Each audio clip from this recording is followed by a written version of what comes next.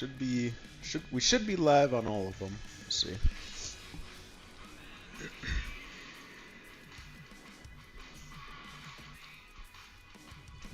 Dope.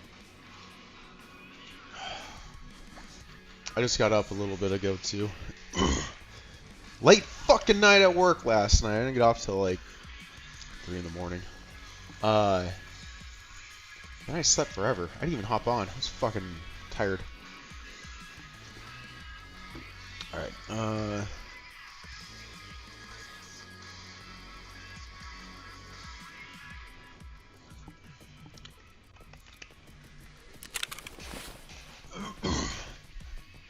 what we're probably gonna do, being I'm sub 20 still, I think when we cut out, I was level 14, but I was able to churn in like 4 fucking tasks, and I don't know, it threw me up to damn near 16.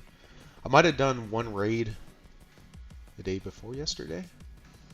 This night schedule like fucks up my days. But what we're probably gonna do is, being we're still sub 20, is we are gonna take this VPO 215 and head to ground 0 and try to get my sub 25 meter kills on little guys. I did get some APM from Moose, so hopefully this does the trick. Bought a bunch of cases and shit too, so we're sitting pretty well on that side. And they got restocked up and whatnot.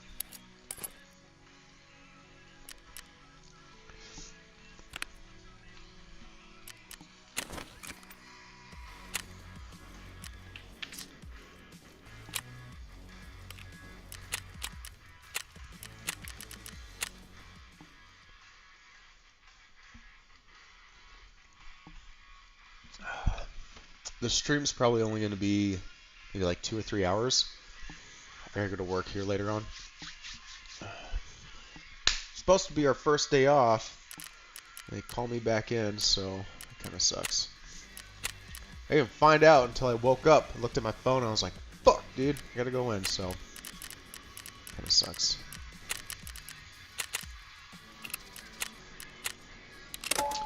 We're gonna do it with irons. There's no point putting a scope on if I gotta get like sub 20 meter kills. So we'll just run that.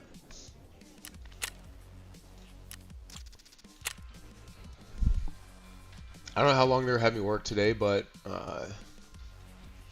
after I get off, we might get the stream back up, do a few more hours of Tarky, and then kill the stream and do some BG3 with some of these guys.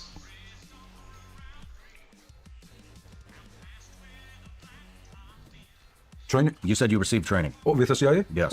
First there was how to communicate with people, language skills, and then they advised me how to do weapons deal in case. So this way, if the Al-Qaeda try to test you, or if you need to pull some weapons, they teach me how to do this. Like we put a lot of bombs and explosives from bad people, guys' hands in the Kosovo, in Albania too. So I took with the trucks, all the explosive, TNT, C4, you name it, rocket launchers, stingers, all of them, and all with my hands. When the CIA took them, they took like in a package, like all. When they bring me trucks, CIA brought me trucks, they trucks. I loaded the truck myself with my people. You know, you have to take the detectors and all this, you know, so not to explode. So I took one by one all the detectors, all the explosives. We have mines, landmines, all this stuff. Put it in the truck, and the CIA took it and they destroyed. And so, how long was the training? It was a like I can tell you easy, like 3-4 months you can put always training when I meet with them. Like every first week, second week, 8 hours, 9 hours, 8 hours. There was a time, 3 days we didn't never come out from the place with the CIA. 3 days. Sleep day and night.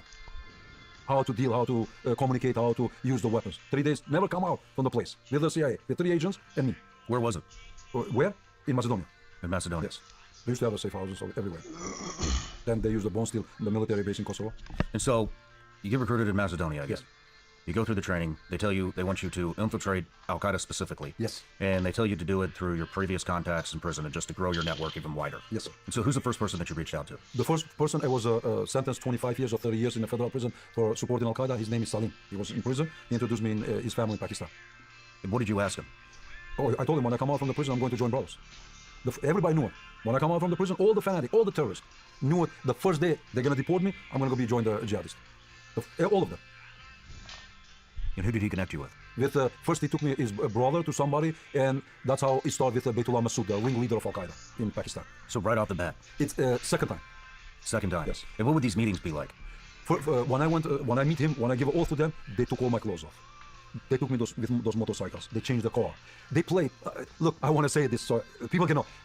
I know sometimes they don't trust easy, but they use word, oh, we're going to put you in a trunk because if the checkpoint is police, we are from here local. So if they see you foreigner, we're going to give them a more excuse to question us and to check us, the Pakistani agency. So I said, okay, they put me in the trunk of the car for a few hours. I was right inside of the trunk. I didn't see nothing. The roughly roads and whatever, you know. Then when they put me inside, I met Abu Muhammad al-Masri.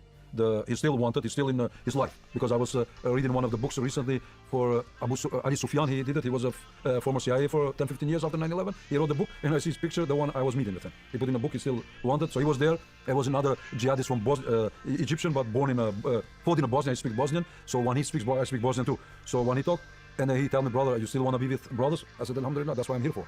And then he hugged me and he said to introduce me. He never introduced my name to nobody, only Amir or Abu Medina. So not to be known where I'm coming from. So Amir or Abu Medina is our new mujahideen with us. Wow. Were you nervous at all? I mean, not at all, because I had a strong support.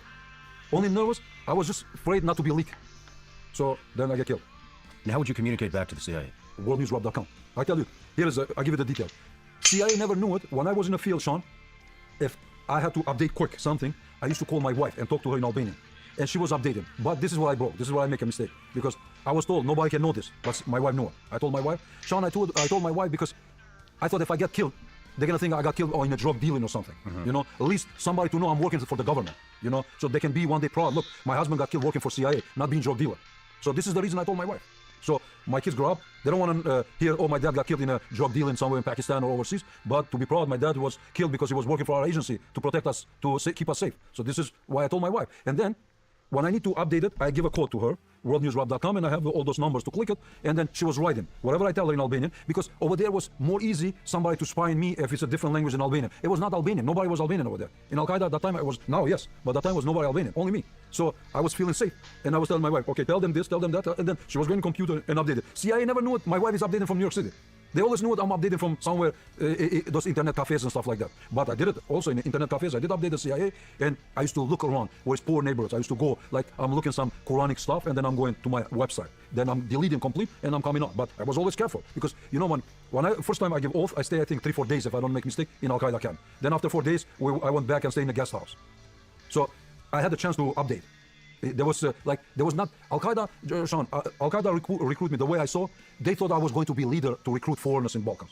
This was the goal, you know, not me to be like a foot soldier the way you saw in Iraq throwing a RPG and stuff like that. They was not looking at me like that. They was looking at me like to be high rank in Al Qaeda.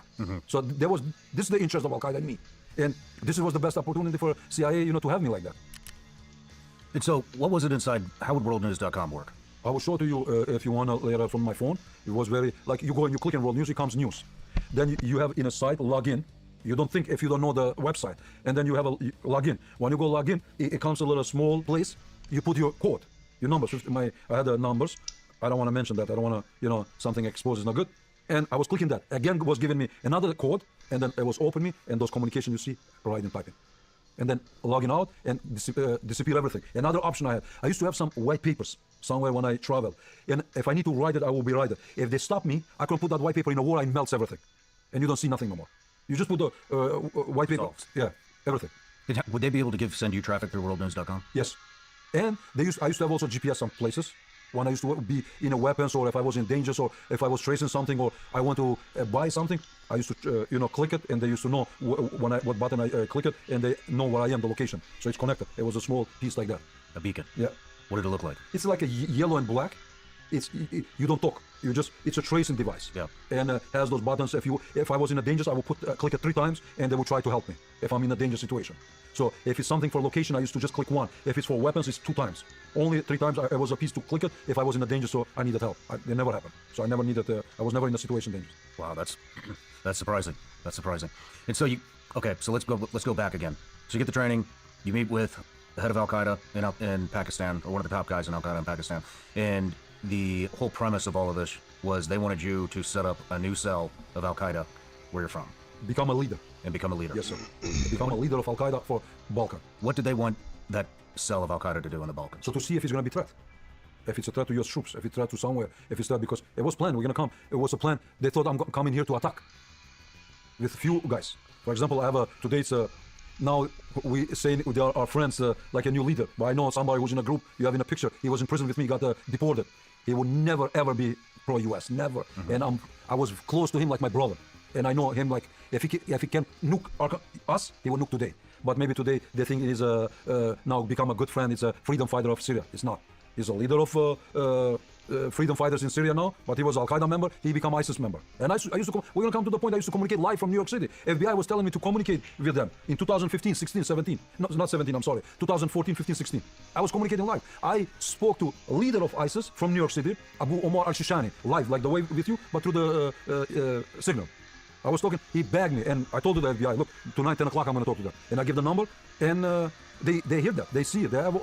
We talk in 2015. He said, please, brother, come to us. We'll give you anything you want. We need you here. This is ISIS. Wow.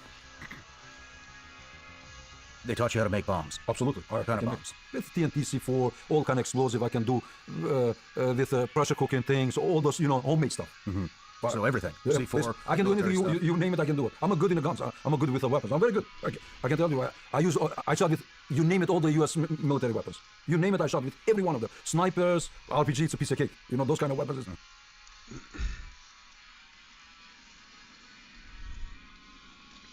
Fuck, dude. I think I'm probably still in Columbia servers. I helped Moose get a few shooter-born kills. I think that's why it took so fucking long to load in. It's fine, we'll swap back to US of A shortly.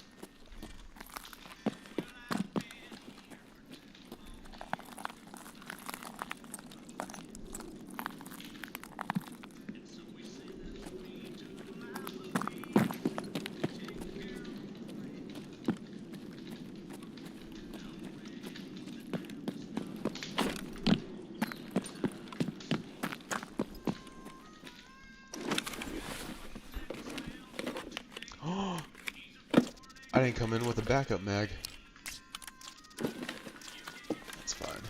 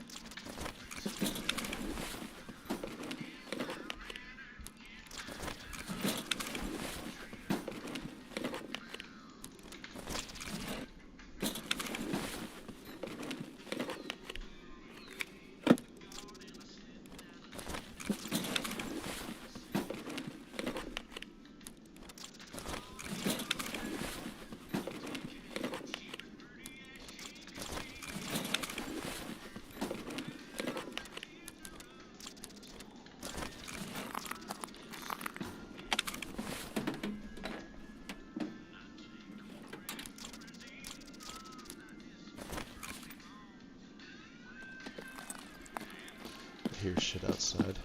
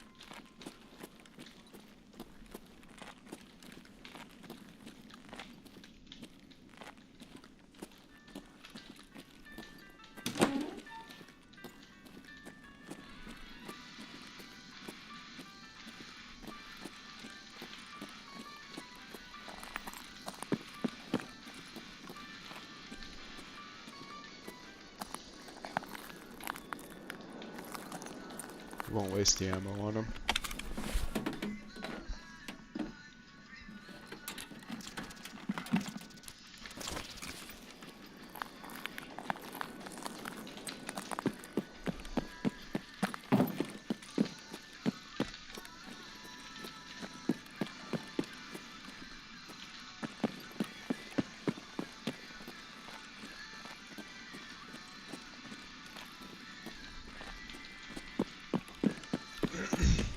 These lobbies might be more empty too with the Columbia shit.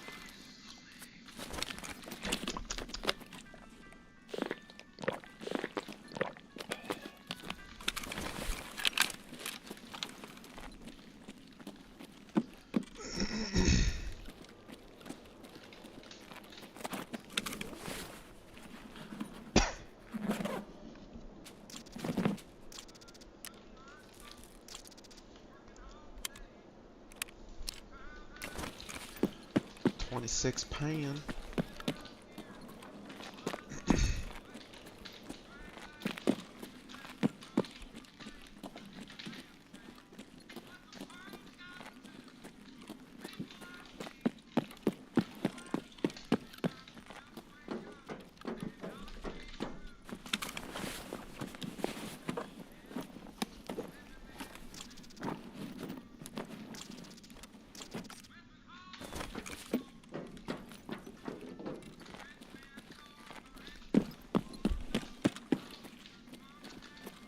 I feel like this store is supposed to be closed.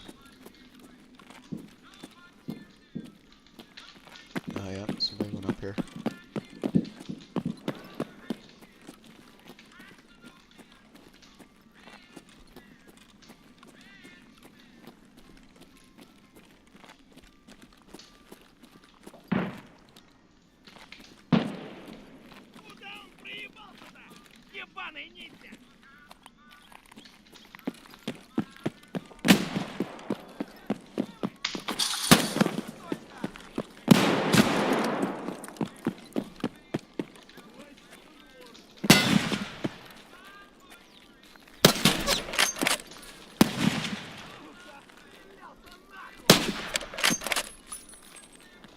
Got him, boys.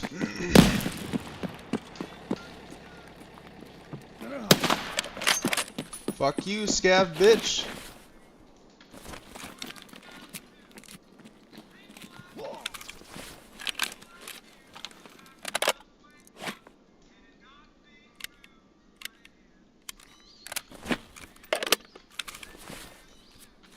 Brony almost fucking got out, man. If he wasn't dicking around the scabs, he probably could have.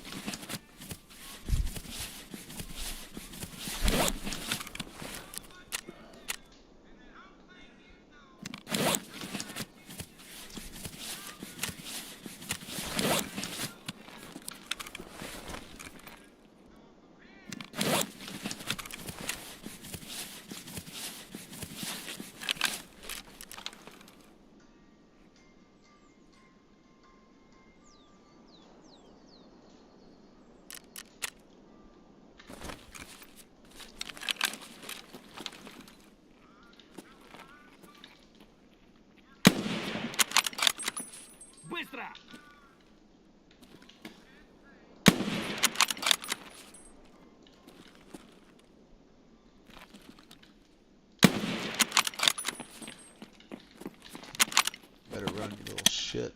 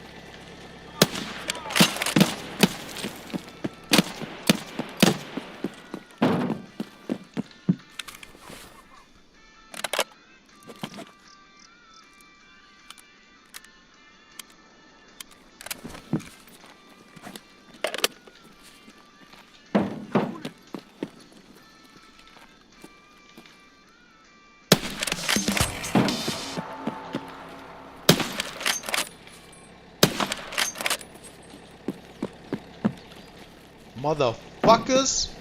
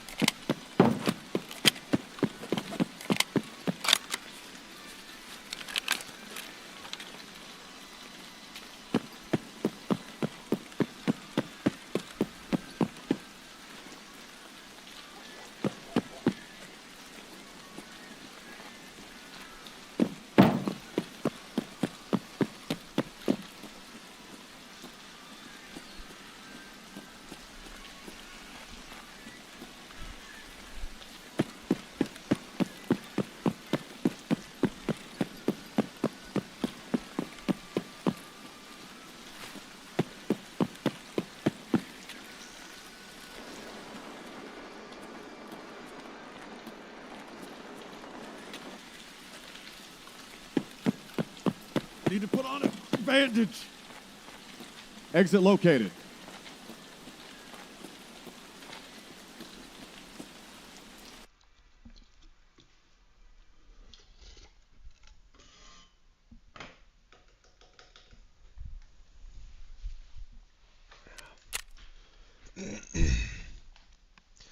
Whole shitload of scabby boys.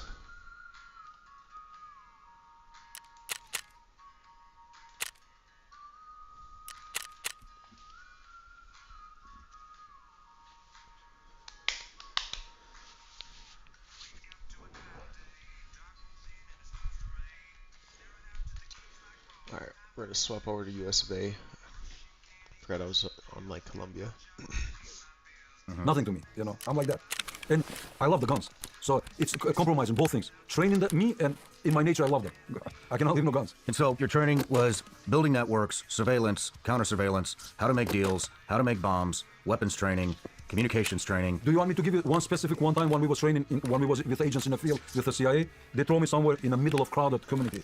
And they want maybe 3-4 cars of CIA to follow me with their sources if they're gonna catch me. You never believe. Whole day they watch me, they couldn't catch me. Whole day they followed me. You want me to tell you what I did? Second quick plan of me. I went in a mosque. Now they know me that day I was with tactical clothes, with a 511 black. So now CIA agents, they followed me. They see me when I came from the truck, pickup truck. They know me, Blaine was with a tactical. And I'm walking in a mosque. Now they're waiting for me where I'm gonna go. What I did, Sean, I went, you know, in a mosque sometimes you have those galebias you can wear so you can be praying clean, and the scarf and everything. And now all the agents, this is how they're smart. 10 or 15 of them. I don't want to, insult them. So now they're all waiting how I'm going to come out, with the black clothes. I wear all the white clothes. I took a scarf, everything. And I walked out. And all day, I walk away from them. They couldn't find me. In the evening, when we was a place to meet, they all watching me. They're going to catch me. They couldn't find me nowhere. I'm just knocking to the window. And they got stuck. Oh, man. This is the trainer they have. And then when I told them, now when I knock the window, I'm knocking them with black clothes. They said, please tell us right away how you come out from that location. And I put those clothes, they become like that. And I put them out inside of my shirt, scarf and everything. I said, this, sir. Fucking told me. How you thought you're gonna wear this so quick? Because I thought you guys gonna watch me with the black clothes. Did you our training was, if you're gonna catch me? Yes. So this is my skills. So I need to do whatever it's good for you not to catch me. This is what I did. Maybe you should be training them. I think so. I tell you too. I think so. I should train them. Who would have thought they would have never thought of a change of clothes? When we're gonna pull the weapons, I'm gonna come to the point when we pull the weapons. They was drunk. You can't believe we're pulling like this room weapons. 2 or 3 CIA agents, they're all drunk. They couldn't even talk. Imagine you make a small mistake, whole the city goes in the air. Yeah. And I did all myself. With them in my city. With American agents. And then you don't want to come to the immigration and say, let me sign for him? Come on, man. And so, okay, let's back to Al-Qaeda. So you meet with Al-Qaeda. That's the plan. They want you to set up a terrorist cell in the Balkans. They want you to lead it, be a high-ranking Al-Qaeda official. And so where do you go from there? I go back to Balkans. Update all the CIA, whatever I went through. And then Al-Qaeda thing, I'm recruiting. And I did I bring a lot of people. A lot of people was interested to be Al-Qaeda members. But I give information to the CIA. How would you recruit? Oh, very easy. Europeans, Balkans, soon as they find out you come from Pakistan, soon as they see one stamp, you've been in Pakistan a month and a half, they know right away why you've been there. They see money. The recruiters, they thought Al-Qaeda financing me, but I had the CIA money. The Al-Qaeda thought they helping me in Balkans people like from the charity. Because it's no paper. Al-Qaeda cannot trace me where I'm getting the money. In Balkans, they cannot trace me, but CIA knew it. I had all the money from CIA, all the new bills. Whatever I needed, they was offering me. Anything. Here the money. Sign here. Get the money. And so what was your pitch to recruit? To see who wants to be Al-Qaeda members. And how would you broach that? How would you start that conversation? Oh, brother, I was meeting our Mujahideen brothers over there. Alhamdulillah, they're doing good. They're interested to recruit brothers, so we can fight these infidels. They're very easy in that. And especially in the young generation.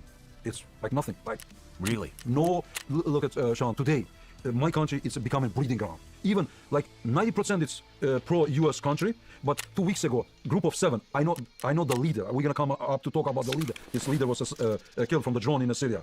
And just 7 members, they went and killed the best cop in my city who was investigating them. In front of the house, they executed. Just 2 weeks ago in my country. All Al-Qaeda members. If I tell you what kind of threats I received in my first interview before, crazy. And I come out to even investigate myself. Who threatened me? I cannot even believe some people that threat me. If I was next to them, they couldn't even look in my face how they were scared of me. But they send me threat crazy. They're gonna behave me. They're gonna chop my head. They're gonna chop my pieces in messages. I don't fear them. Believe me, I don't fear them. I don't have no problem to die. I'm not gonna live 500 years. I have a little bit to go. At least my kids know what I'm proud. I have no problem. I will be hero to my family if I get killed because I was working for U.S. government. Because I was protecting my family. America is not in a war with Islam, one, it's a lie. Two, it's with Albanians. America is like God for Albanians. So I'm proud to die for America. I have no problem. I will be, my people in Kosovo, they will consider me hero. I don't care for fanatics and radicals, group of people. I don't care for them. They're minority. For me, it's important, majority. Majority is my people. How many people did you recruit? Well, I can easily say maybe 30, 40. 30, 40 people in what Easy. time span? Easy, like nothing. Like nothing? Like nothing. A year? 2 years? In 2 years. But we're talking very fanatics. Like sympathizers coming to try to support me, maybe 200, 300. Hey, what would you tell them the mission is? My mission is to open the cell so we can fight America here. I was appointed from Al-Qaeda a leader. I'm here to recruit you guys. And who would you specifically target? Those, you can see how they talk in places when they was gathered. When we was in Muslim communities, and I picked the more fanatics, when they say openly, we gotta kill Americans, we gotta do this, we gotta do that. Those people I will pick all the time. So you would essentially Befriend, take you would them go to out. parties, you would invite them for everybody at the food, party, you show would them listen to guns. local conversations. Show the guns all the time. I used to show the guns all the time. Look at what I have. I'm ready to fight. They used to see. Or sometimes I used to record myself with all kind of weapons. And I said, brother, you want to see something black and white? Here, look at the video. Oh shit, brother. You got all this? Yeah, I got everything Oh you want. shit, Bubba. But those are all destroyed. But I used to buy from different fanatics. There's a lot of guns over there. A lot of all kind of stuff. How would you communicate back to Al-Qaeda from Albania? When I go over there back. Always when I go back. Always in person. They never use phones. I hear somebody from here say, oh, this guy communicated with the phone. Sean, it's a stupid question, man. There's no such thing you can sit down and make a love story in a terror camp, man. There's no phones. They change my clothes. They give me own clothes. So you have no rights. You cannot even smell to have some phones with you. But I hear the questions. They're writing, oh, how this guy communicated, how he used the phone. They would never use the phone. I did not use the phone. I did not use the phone. I used communicate face to face. I was in the camp. How often would you go to the camp and go back? Like let's say if I stay 1 month in Pakistan or 1 month in Syria, I go back, stay 2-3 months in the Balkans, and then I come back. Remember, I was in Al-Qaeda camp, in capital of ISIS, where they declare capital ISIS, Raqqa. I was there. You have a video live. And you know how I come to record it? I said, look, we need this video. I need to record for propaganda, to act like I'm a visitor, but also to recruit people. And they let me record that. In a camp. Not outside, in a camp. But this is why I'm saying now. This is where I use the language, where the CIA trained me, where I need to learn, and how can I use things. So you can tell them, look, we need some video to show people to recruit who I am. If I go tell them, this is who I am, and I don't show nothing, how are they going to believe you? So you got to show them. So this is where I used to use skills of the language, so to recruit them and to have evidence where I am. Okay. So where did you go from Pakistan? I used to go back to Balkan, Turkey, fly. Pakistan, Turkey, Pristina. Stay a couple of months, come back, go to Syria, go to Jordan, go to Lebanon, Egypt, Saudi Arabia. Why would you go to all these places? Oh, everywhere fanatics. Everywhere CIA points somebody. They used to tell me, we want to know so-and-so what do you think. They used to tell me who they was interested in. They used to show me pictures on them. And how would you get yourself in there? How would you get yourself? Through the reputation. Through the reputation. Through the imams in my city. Imams in my city, everybody know now I did 8 years and 4 months in prison. I was deported. I was separated from family. I cannot see no more my family, only if they come back. So now they think this guy's going to revenge them. He has a long history of in military, 2 different wars. This guy's not going to play. He's going to go revenge Americans. So this is the dream for me to do these things. So what would the point of you, I guess what I'm asking is, what is the point of you going from Pakistan to Syria to Saudi Arabia to Iraq? Did you go to Yemen? Because I had the sources everywhere. Yemen was my last trip that day. I was going to meet Al-Awlaki. Before we get there, Yes. just asking. So you went from Pakistan in the Balkans Yes. to Syria was your next stop? Yes, because I used to have the fanatics in prison. And through them, for example, I had a Syrian guy. I go meet in Syria. So this wasn't a connection from the Pakistan cell to the Syrian No. cell. This was all back from the prison. contacts that you had made in From prison. federal prison. So you were working all of your contacts from prison to get into all these 100%. contacts. And now did the Pakistani Al-Qaeda cell know that you were in Syria? Yes. They did? Yes. What did you tell them you were doing in Syria? I'm meeting the brothers. I used to be in prison. They have a family members to Al-Qaeda. And they had no inclination? No, because remember, only in Al-Qaeda can know somebody who controlled Al-Qaeda, a couple of men, 1, 2, 3 people, where there are the cells and stuff. Not all the Al-Qaeda members know everybody. It's impossible. Never happened that. So let's say Bin Laden, or who was running Al-Qaeda after him, he used to know, for example, who's who, where. But not everybody else. Like we have Khalid Sheikh Mohammed, Bin al-Shiba, Abu Zubaydah, all of them. They didn't know all the members, but somebody who had the control, he can be 1 or 2. Not all Al-Qaeda. How did it go in Syria? Al-Qaeda? Yeah, when you met him. Me, how I go? I go met the man who used to be, it's in a picture, he was like my best brother. When I saw him with 14 years old, 13 years old, slave, last time in 2015 or 14, I got shocked. He showed me the slave from Yazidi lady, woman, girl. I have a kid that age. I said, come on, brother, it's sad. Our religion allowed us. You're 45 years old. What do you need at 13 years old? I hated that. Come on, I have 2 daughters. You're gonna take 30. He showed me, I was talking to him live. He showed me the girl 13 years old. Imagine I go back, tell my child, my friend is 45 years old, he's having sex with a 13 years old. Come on. This is a religion? Absolutely not. Absolutely not. If I can kill, I will kill everybody. I have no problem. A religion tells you not to bother them. Religion teach you, you take hostage, you try to trade or do something, treat them very good and with dignity, not to rape them. I know the religion very well. So they're going off the religion. It's nothing in Islam what Al-Qaeda does, they do it. Nothing. I'll give you another example. Jordanian pilot got burned alive. Quran, Sharia, I studied very good. 2 years I spent only studying the Sharia law. Forbids to burn human body. Forbids. Regardless your enemy, what he does to you. If you believe in God, you have to pray, make a dua, make a prayer to God to change that thing. But not to go burn. So if you imitate the way they say, you doing the way your enemy doing to you, then you becoming just like them. So you're not following the Islam, Quran and Sunnah. You're going against complete Islam. So this is what they're doing. You were inside Al-Qaeda training camps. 3 or 4 times. What kind of training are they doing? What was that It's experience like? small weapons. Like, for example, one time I remember we went in one of the places, like 3-4 hours driving from Karachi. There it was like very old, those old houses, ugly garbage. We were sleeping 15-20 of us in the same place, like a sardine stinking garbage, you know. And they were shooting with RPG, AKs, you know, running, showing some skills, target, all these things. What were the conversations like? How to kill Americans, how to fight infidel. Every word to fight infidel, how to kill the infidel. What would you report back to the CIA? The way I was seeing that, everything, the way they're telling me, that's how the CIA knew that I'm a CIA. So I was telling, they want to kill infidel. What specific information did they want out of the camps? Specific, for example, when I met this leader who was wanted, they asked me I was going to meet with him. They told me you're not going to meet because maybe it's suspicious. You are a spy. Sean, he was wanted, and I went and meet him. And I went in a court against him, in court, U.S. federal court, in case if he get arrested, I can be witness against him. I went and meet with him. He couldn't believe when he saw me like that with a beard. He hugged me. Now he tell me, you're my brother. Now you can fight with us. CIA didn't believe. Another thing, I want to say it. I think you have this passport or different one. Sean, I was in Saudi Arabia. You know, when you're in Saudi Arabia, you cannot get visa to go to Pakistan. You have to be resident of Saudi Arabia or citizen. When I say to CIA, they calling me from Pakistan to go to Pakistan from Saudi Arabia. CIA said they're trying to scam me. Maybe you're dealing with low-level Al-Qaeda or sympathizers. It's impossible you to get the visa in Saudi Arabia to go to Pakistan. Sean, I got the proof. I got the visa in a Pakistani embassy in Jeddah. CIA will never believe. When I update them, I send screenshot. They thought it's a fake.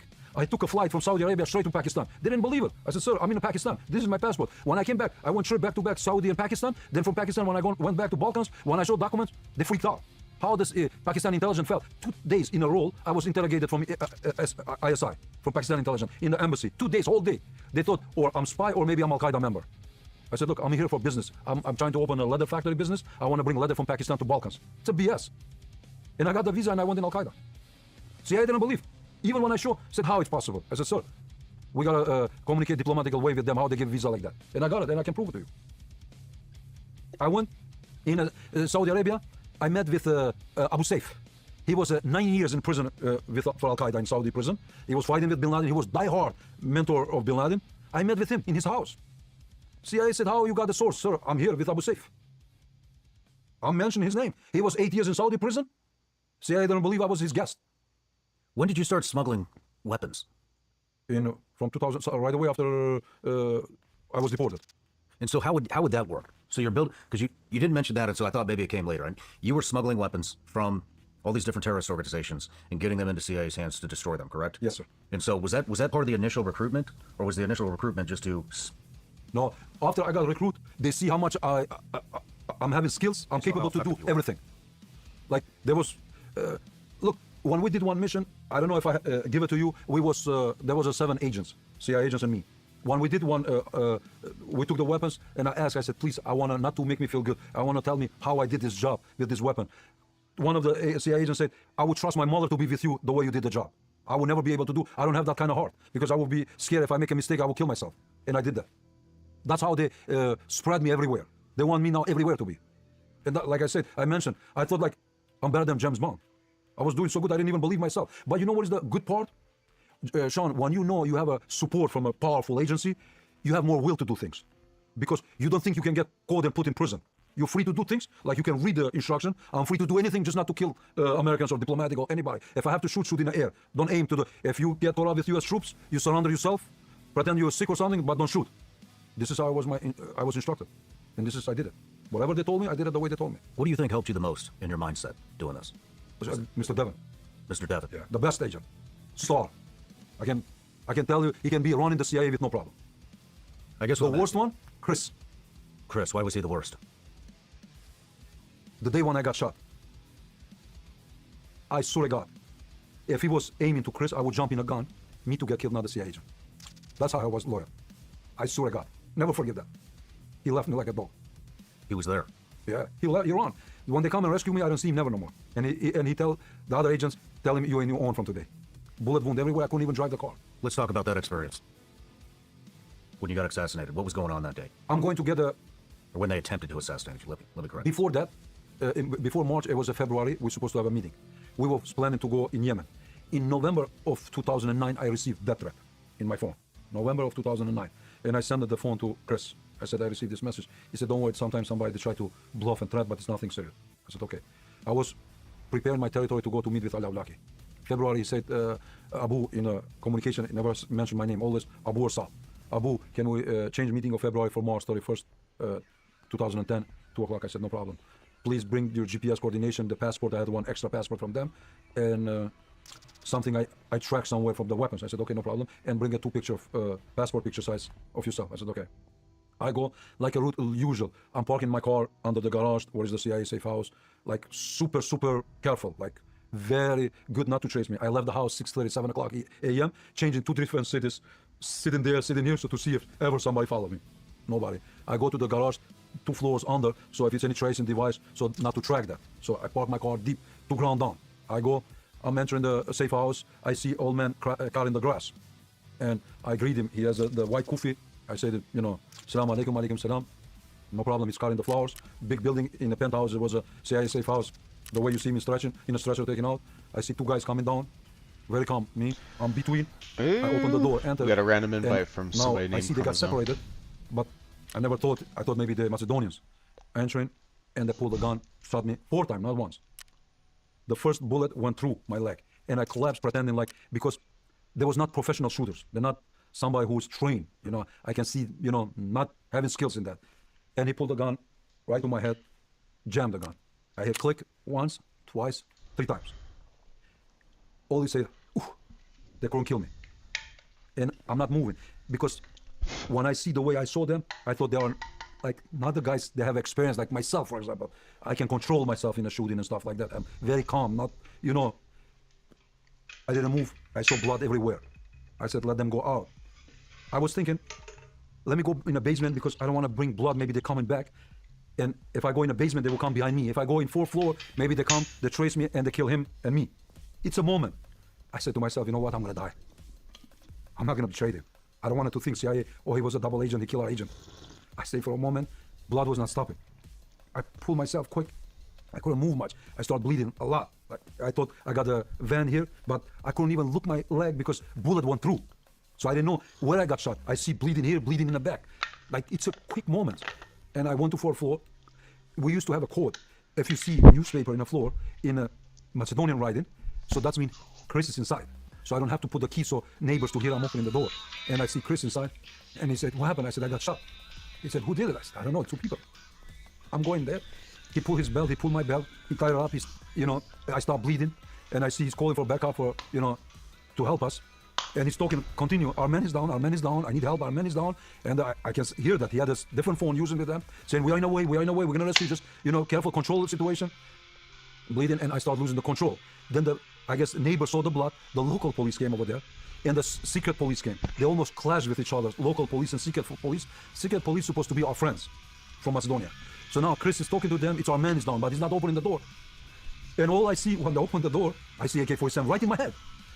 Now I said, they're gonna kill me because they see me with a bear. Now he's a white, clean American. I'm with a bear. Now they're gonna think maybe I'm trying to kill him. It's a 10, 15 people, 2 different groups of agency. It's like, and I lost the control. Chris gone. They took me with a stretcher. They sent me 1 day or 2 days in one hospital. And that moment when they came after 2 days, they gave me a stash of money. I don't need the money. They said, "From today you're in your from hospital." That was it. Yeah, that's the worst part. How did you get burned? It's a good question, $1 million question. So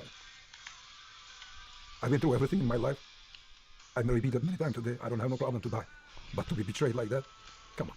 Central Intelligence Agency, the strongest agency in the world. Fuck. I kind of wish I was here for that part of the story.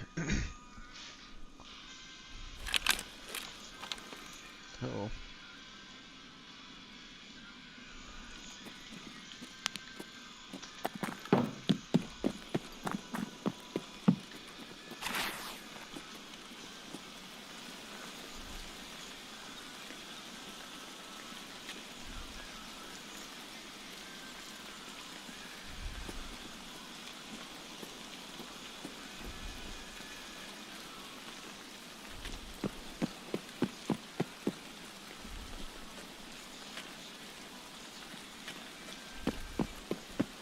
There's a spawn right over here. We're gonna see if we can try to pull that kill.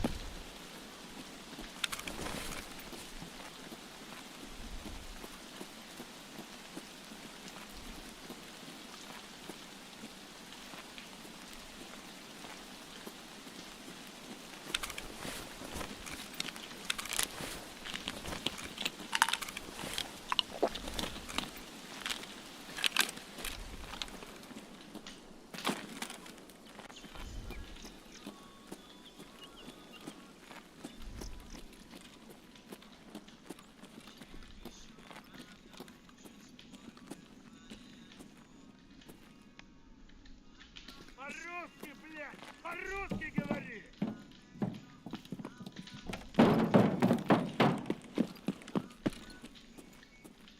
You get back over here, you little shit.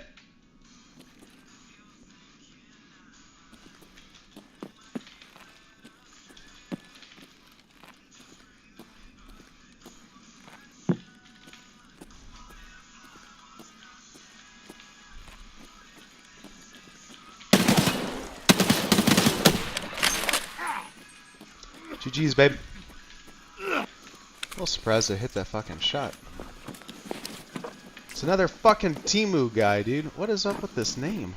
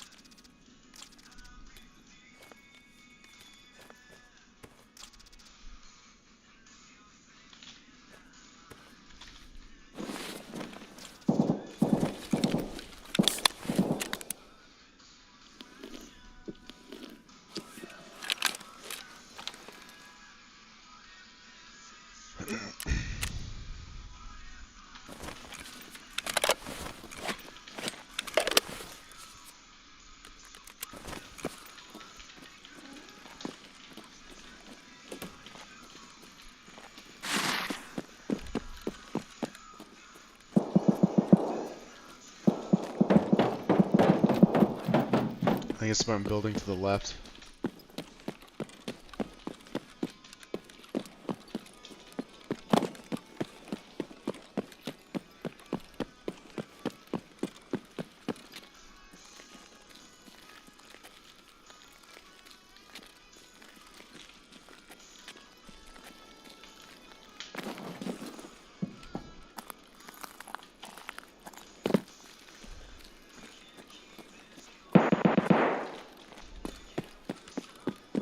Building diagonal.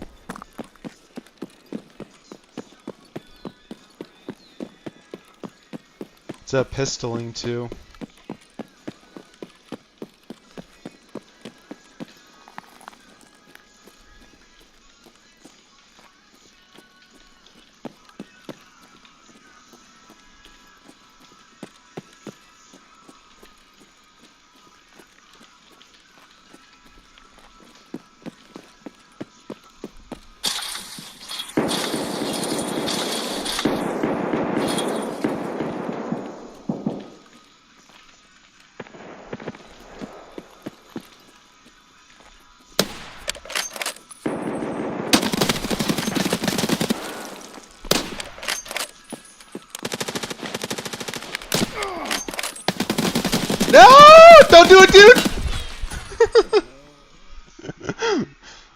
fucking hit him twice too with AP.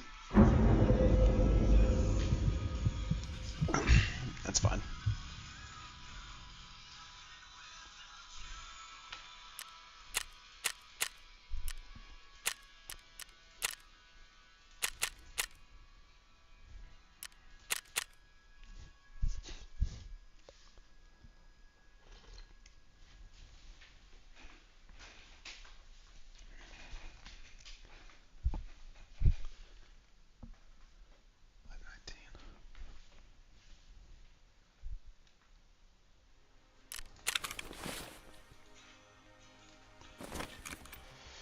Ooh, Timo got a lot of hours.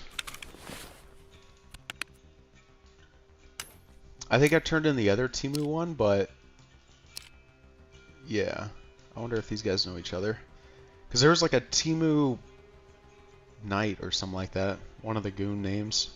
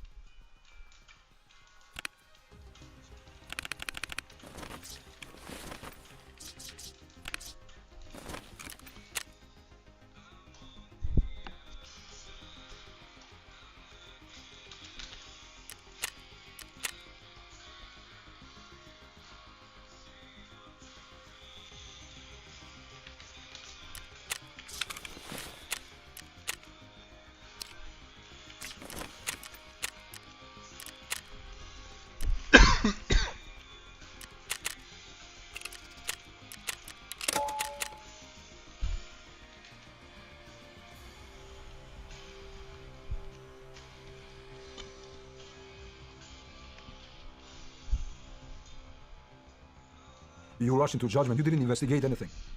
Cameras everywhere. Sean, I went after 1 week. Sorry.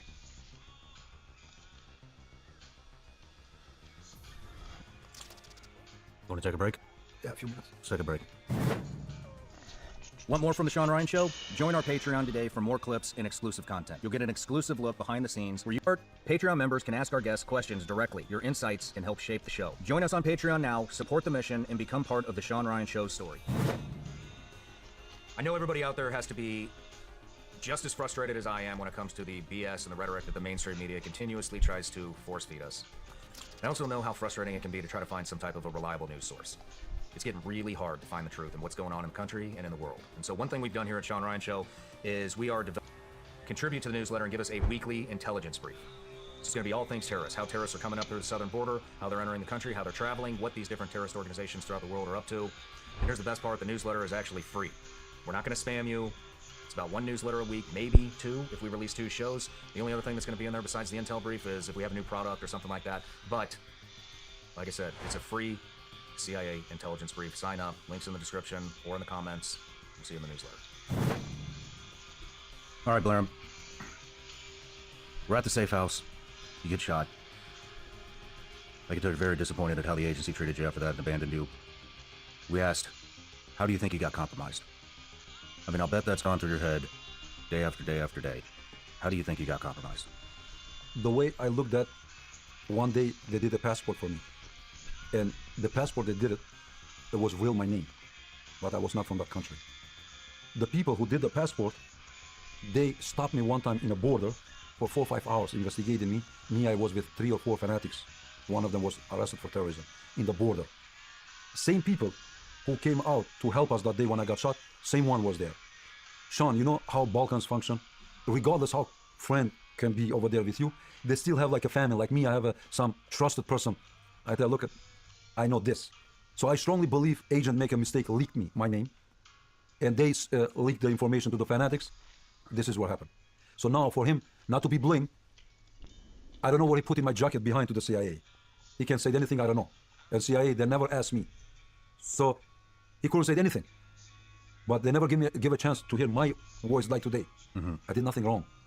If I have to start again, I would die for this country. If I was that day, the guy was trying to shoot Chris, I swear to God, I will put myself in front and get killed. Never betrayed.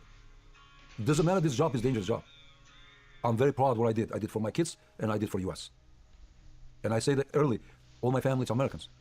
Albanians has nothing to do with terrorism. At what point did Chris leave? That day. Did he leave when the police showed up? Yeah, as soon as they took him, yes. The Chris left that moment when the police, two groups of police came. One supposed to be our friends, because we used to have a code. If it's friend of Chris, that means they are our friends. So when they walk in that day, it was our friends supposed to be. And after all this, I investigate, I did research myself. Sean, somebody who was trying to help me, March 31st, he got killed. May 9, after a month and a half, him and 3-4 friends. Maybe he became victim because of me. He was trying to help me. He got assassinated. If you see the van, you will never believe how they kill him. Because he was trying to help me to find out who tried to kill me. How did they kill him? In a minivan, they executed. 4 guys, not one. All 4 of them. All 4 my friends. In Macedonia. If you see the van, you will think there was fired 10,000 bullets in that van. He was trying to help me to find out who tried to kill me. Somebody's covering up somewhere.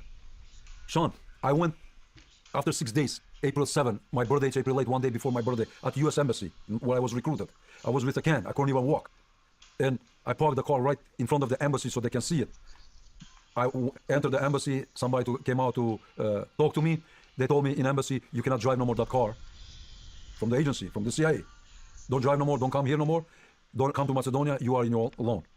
And I tell them simple, how come it's a cameras in front of the safe house everywhere? How come you guys didn't find out who did that? I don't know, sir. I'm just passing a message.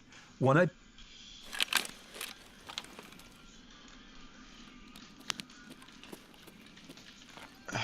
can't ever fucking tell which side I'm spawning on. Nice. There should be a spawn down this way, I think.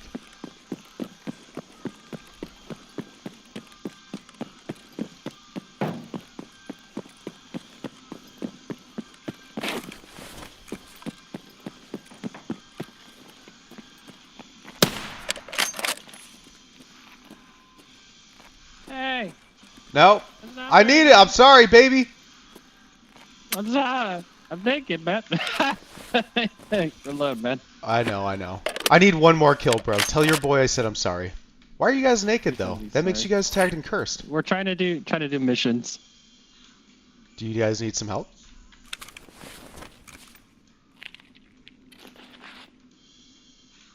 Yeah, let me get the kill off you, and then I'll add you on Discord, and I can help you guys with the quest. So I'm assuming you guys are doing your ground zero shit, right? I'll show you a friend request afterwards. I love you.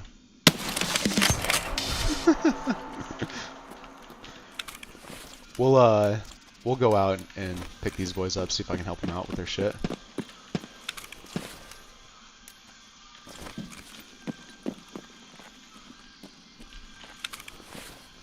Well, I did not bring in King Chief, Captain Slushy. Yeah, we'll go extract, pick these boys up, and get them in the Discord. We still have maybe like 2 hours of gameplay left, so I should be able to help these guys out. And I just got done with my sniper shit too.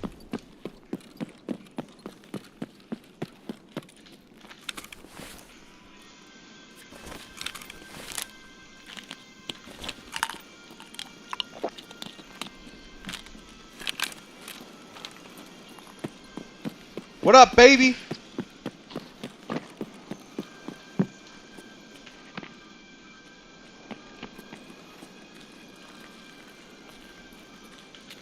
Don't do it, bro. I have a family.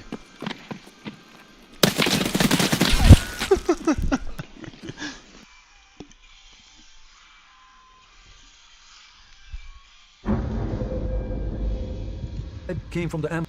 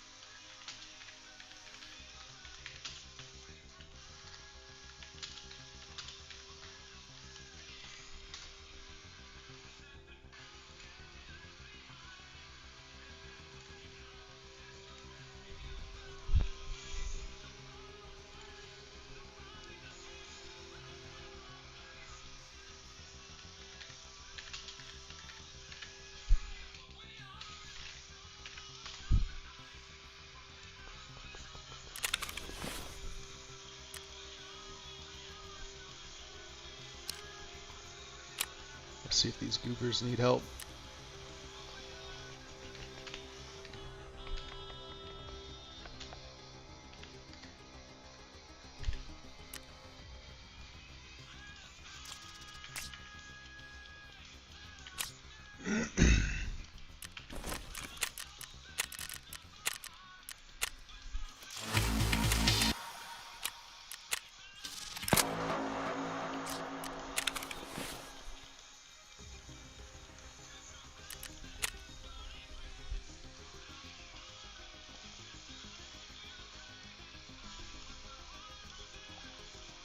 If they don't message back, then I'll probably just go to customs and go do my shit over there.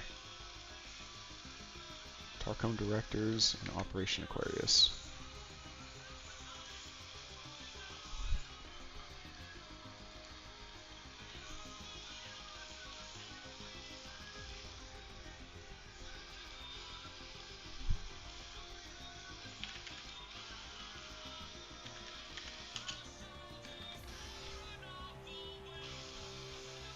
I want to say it's room 206. Yeah, it is.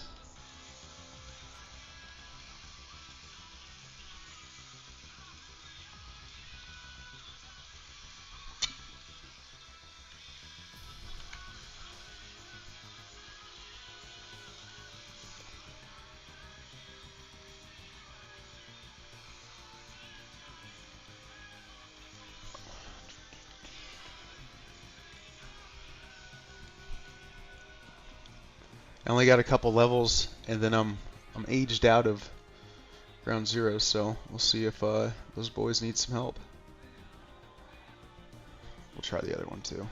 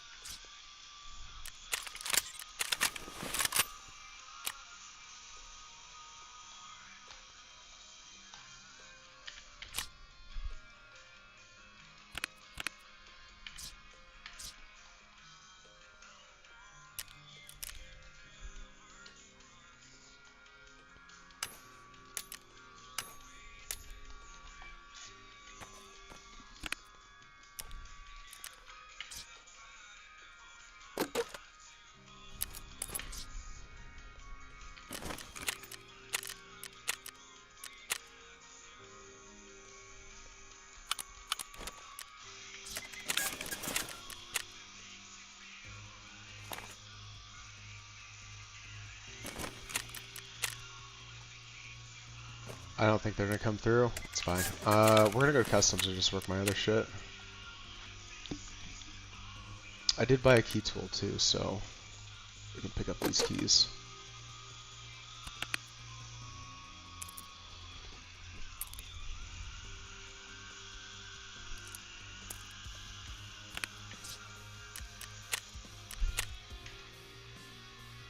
Uh, 206 and 114.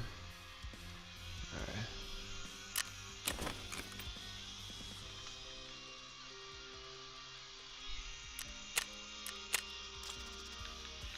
one might be expensive, maybe. Yeah. It's a good key, though.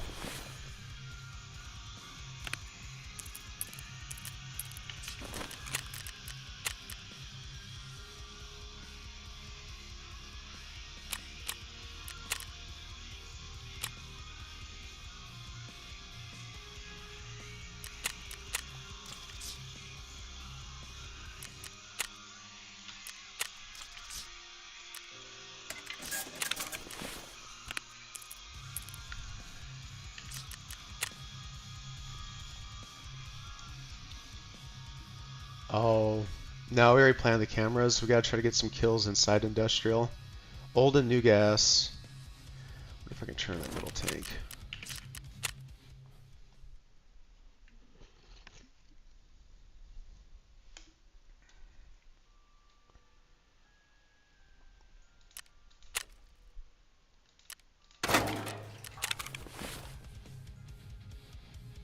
Nice.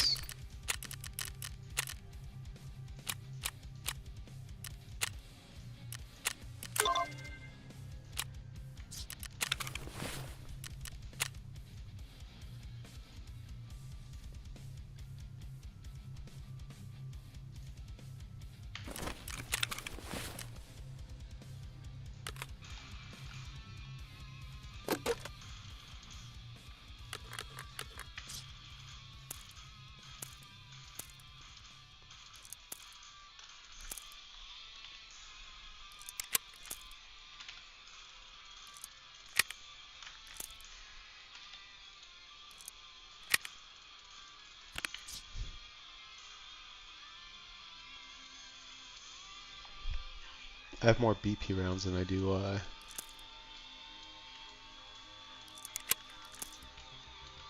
PP.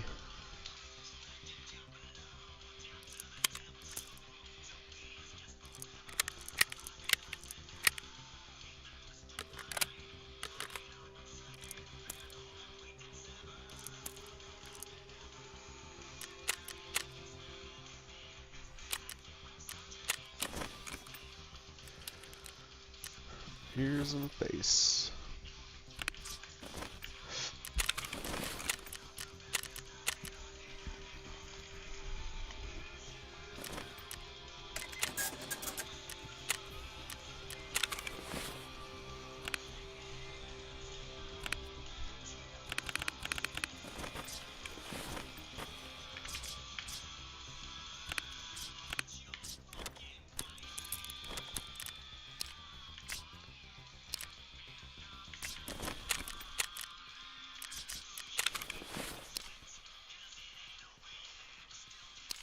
Fuck, bro, that's class 4 fucking, or 5 armor. We got a few class 5s too, so I think it should be fine. Use it. Oh, shit. Let's see if Slushy wants some help.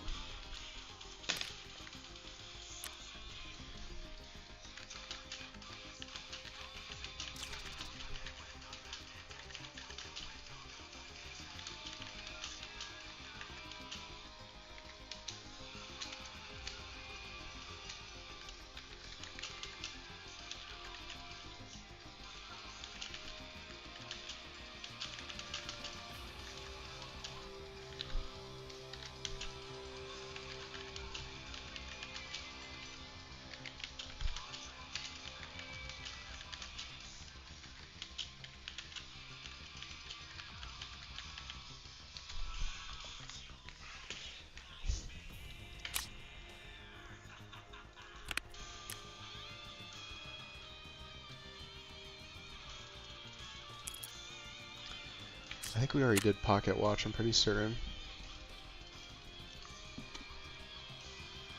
Yeah, we did Pocket Watch and the Unknown Key a couple days ago.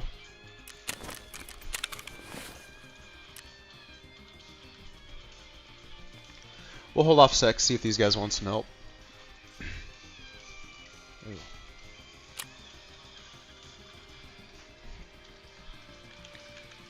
Oh, we gotta update the link.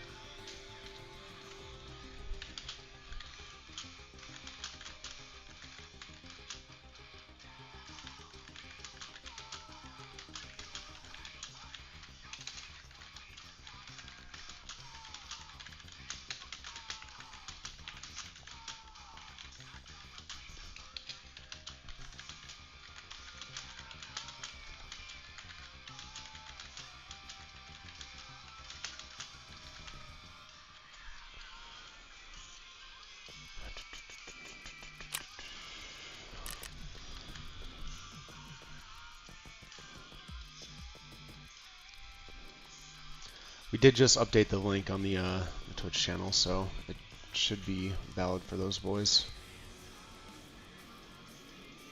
I'm assuming they're doing the first 4 tasks on Ground Zero, so we got probably take them to the 50 cal, the grenade launcher, and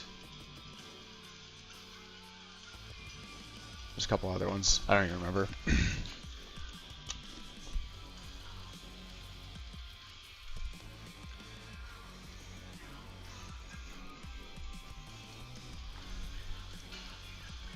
I gotta take a piss. I'll be back in a sec.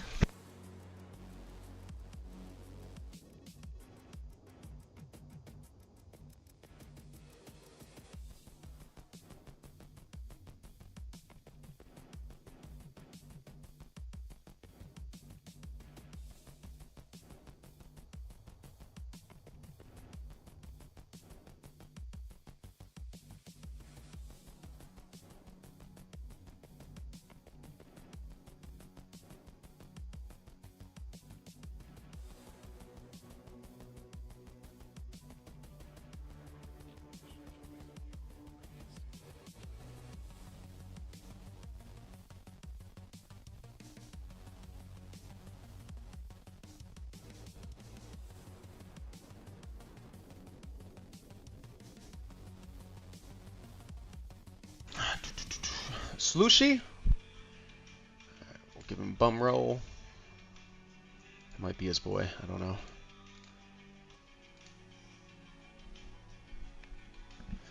Alright, we're gonna have these boys go into 3 chat.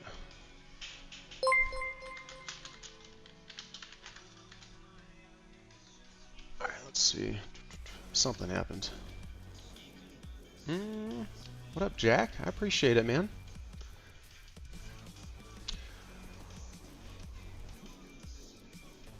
It probably is, Scrooge. Now, dude, Scrooge, I killed these 2 naked dudes, so I'm gonna help them out with their task on Ground Zero. I literally just got done doing getting my Tarkov Shooter Part 3 done on Ground Zero.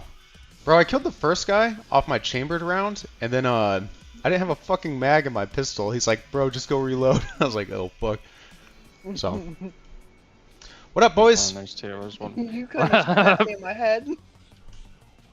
Ooh, are you guys getting your pee-pee slapped on Ground Zero? How's it going? Horrible. Feels rough. Well, I've been kicking ass on the map though. So I can pick you guys up and we can run get your stuff done on there, because I know the first 4 tasks on Ground Zero kind of a hassle, and then you get a 5th down the road where you gotta find the wine bottle. But yeah, I'm still sub 20, so we can stay in the sub 20 lobbies though. Was kind of like my main concern. So we'll go about that. I'll pick you guys up. Who was it Master Chief? Were you the first one I killed? Yep. Yeah. Slushy, your response is pretty fucking funny, dude. Go reload. I was like, oh fuck, dude. I did the same thing the last raid too. I forgot to come in with a secondary mag. I was like, oh shit. Real quick, I got a 3rd. It's the Blair TO5 and 4-man. Oh, let's slide down to 4. Oh. What up, Blair? There we go. Not much, you. Not much, boys. Yesterday I had to work fucking 12. My leadership texted me today. They're like, hey, we need you to work today too. It's supposed to be I think Memorial's Day is Monday, but we were supposed to get like a family day off today, and fuck that. They're like, hey, we need to come in, so. My ass is working here in a couple hours. I had a shift that went until 10 o'clock at night, and then, without telling me, they changed my shift to 7 AM the next day. Oh, bro, that only gives you like 8 hours to like get some rest, man. Yup. Oof. That's how you miss people, to be honest, man. That ain't fucking good. Slushy, you want to send me an invite? Are you guys already in party?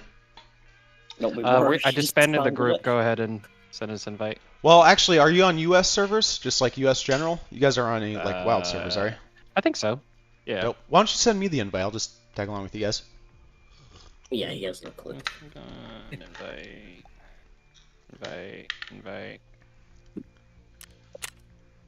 Dope. So am I going in with the knives again? Oh, I would bring in a pistol at least because we can pull some scav kills and stuff like that, and yeah, just throw on kits and whatnot, and we'll just build our way up basically. Don't say anything too spicy. I just have this stream up too. Nothing too fucking Yeah, I crazy. seen you were streaming. Nah, we know. Bro, I just got into streaming a couple days ago. It's been like I PCS up here Langley, Virginia. So this last year and a half has been kind of a little over a year has been a bit chaotic for me. So I just haven't had time to stream or the energy, I guess. But now anytime I play Tarkov from here on out, we're just gonna throw the stream up and then play some side games. There you go. Won't be too shabby. Let's get. Is this your guys' first wipe or how many wipes in are you guys? First wipe. The first wipe. What the hell got you guys into playing Tarkov? What'd you guys play beforehand? I've been wanting to play it for years. It's just I couldn't run it. Oh, Yeah, because of the he- specs and He whatnot, huh? complains. Mm-hmm. He only just got a better PC. Just build a better PC, bro. literally Just build a two- better PC. Like, alright. Does money just grow on fucking trees, huh? Like $2,000. Oof. Is it running it pretty smoothly, I'm assuming? Very much so. At the moment, yeah, he's not having any problems. He shouldn't be having any problems. I've been having the one bug where you like sit in matching for like 12 minutes. Other than That's not that, hard to relate, Well, though. hold, what servers do you have Yeah. selected? it so- says if I go look at the. It should just be like US General or something like that. That means it has multiple servers within the US selected. But if you have only Yeah, one that's- server selected, it's going to take longer to load into a match. So, like, I helped my buddy cheese a couple of sniper kills a couple days ago, and I forgot I was on Columbia. And but like, the first raid I did today, it took me like 8-9 minutes to get in. I was like, what the fuck is taking so long? And then I kind of realized it was just on a solo server. I was like, fuck. Yeah, it was like 5. Our general was like 4 or 5 minutes. Well, Is it? Topin, he's from the UK, and then me and Master are from Washington or around Washington. Holy shit. How are you guys able to play together? All UK all the way over to Washington? Topin I have plays with Starlink like internet, so it kind of links to servers easier. Oh shit, alright, alright. That's fair, that's fair. There's a lower ping rate with it, just because it's like fucking satellite internet, so it like bounces up and then bounces down to like US. yeah, we're pretty good most of the time. What were you guys playing Most of the beforehand? time. Were you guys come from like Call of Duty or something like that? Arc. Oh, bro! Armor. I picked up Reforger a few months ago. I just haven't played it yet, though. It does look fun. I I never played Ark, though. I can't. I don't. Is So- it addictive as fuck or what? It's a very time sinking game. Very, very much so. That's fair. That's fair. Yeah. Mhm. So is armor as well. Like you unlock levels. So like right now I'm a level 51 or 52, but I'm mostly a sniper or a pilot. Is it pretty slow to like progress in that game or what? Nah. No, It's just pretty really easy. It's depends just on- you look XP per kill, XP Yeah. per objective, depending on. Well, it's a servers, so like different game Yeah. modes you can try, and you level So- up however long you play on that server. Mostly That's fair. I play Koth, which is just King of the Hill. Cop. Oh. Um, KOF. and recently, our team we introduced PS5 players like just literally yesterday or something like that. Wait, PS5 has Armor Reforger now? Now think so. now they do, yeah. We What? just released our servers to them. That's insane. I didn't realize you could play Arma. So Arma 3 was the first game I bought. So I started on PC back in 2016. That was my first PC I built. And I picked up Arma 3 because it looked pretty... I mean, it was pretty fun. My buddy has a really massive server. They do a bunch of... I think it's Zeus, if I remember correctly. Where he sets up all these different scenarios for like blue team and red team and whatnot. Or is it Op4 and... Oh, yeah, game Always or mode whatever? or Yeah. game master. That's what it's called. Blue 4, yeah. Yeah. But now The- it's pretty good, to be honest. You boys ever play Squad? No, but a couple of my mates do. Yeah, if you like Arma, it's a mix between like Arma 3 and like Battlefield. So it's not as arcadey as like Battlefield or like Call of Duty, but it's not as like mil-simmy as like Arma 3 though. So a little bit more fast paced. Forgers, movement, and stuff like that, and weapons. and loadout and like UIs similar to Tarkov, but except Tarkov doesn't have the map like Arma does. Hmm. So in Arma, you can pull up the map whenever you want. What does that crown by your name mean? He's killed a lot of people. The crown. Oh, that's the crown EOD. thing. So there's different editions. So you guys, I'm assuming you guys paid like 40, 50 bucks for your accounts, right? Yeah, the I'm on lowest Tier you 2 can go. version of Yeah. it. So no, that's fine. I mean, if you're just starting off in the game, I would suggest, because that's what I did initially. I bought the standard account, so you guys have like smaller stashes and whatnot. You can build all that shit up through your hideout. It just takes time, because I also have another baby account I've played on before, but I just stick to my main account. But so that's like the standard account. Then there's like a, I think it's called Left Behind edition, which is like a medium-sized account. And then the biggest account was EOD, the EOD account, which is the one with the crown, right? But you can't buy an EOD account anymore, though, as of like a year ago, maybe 2 years ago. So they added a new edition bigger than EOD, the crown account. So if you see those guys with like the blue accounts, they have like a $200, $250 account or whatever the cost is on it. Yeah, it's like $200. And to be honest, if you enjoy the game, yeah, I would buy it. I just don't see any need for upgrading my account to that, because I did some tasks to where my stash is as big as theirs. I don't have big pockets like them, though, unfortunately. And I don't really care to upgrade my game, so kind of just stick to the EOD edition. Oh, so that's why we're finding players with huge ass pockets. Yep. Well, so I'm told customs doesn't have like level limit, and so we've been doing like customs in reserve. Have you guys been getting killed by like big boys? Yeah, like level 50 and up. Sometimes, Yep. yeah. So that's why I'm like avoiding those maps unless I'm doing some tasking. So Ground Zero is a very specific map to where if you're under level 20, you stay in under level 20 lobbies basically. Okay. So it's supposed to make it a little bit easier though, just so you're not fighting against guys that have like massive, armor, guns, like meta shit. So. That kind of makes sense. And like your first 4 tasks you get to are on Ground Zero, so it does help out a little bit. Yeah. I've just noted. Oop, that's 200 ping. Oh, there it goes. Yeah, mine floated upwards too for a little bit.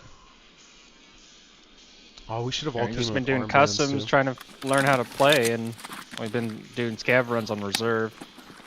All right, I'm trying to. So you guys need to. Oh, we didn't. Saving the mole. Which one's that? Is that one with their 50 cal and? The Terra group.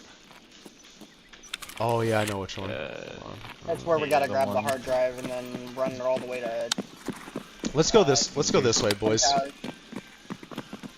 I'll kind of take point, and we'll make our way over there. And I want to say our extract is Emercom.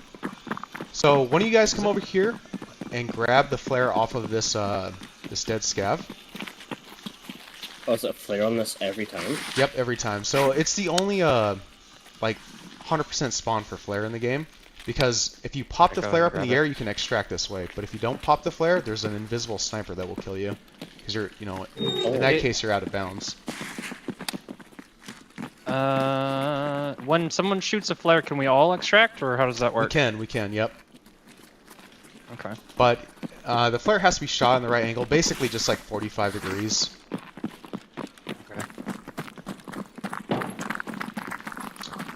One of you guys want to loot that gym bag right there? Shit.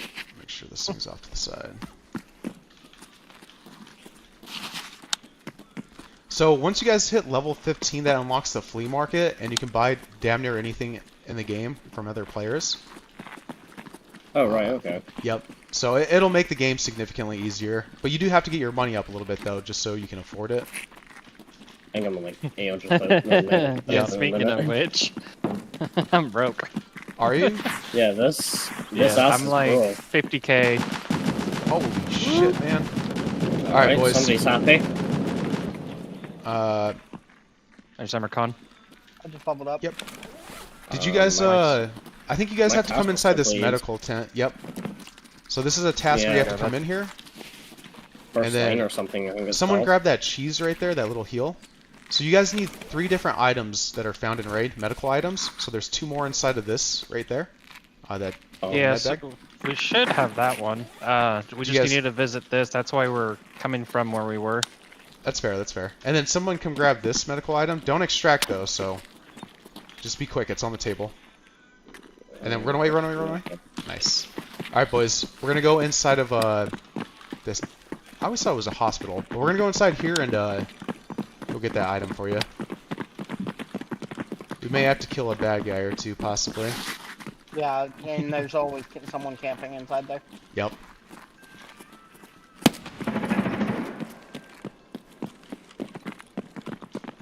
I think that was a scab in front of us. We'll kill him and one of you guys can take his gear.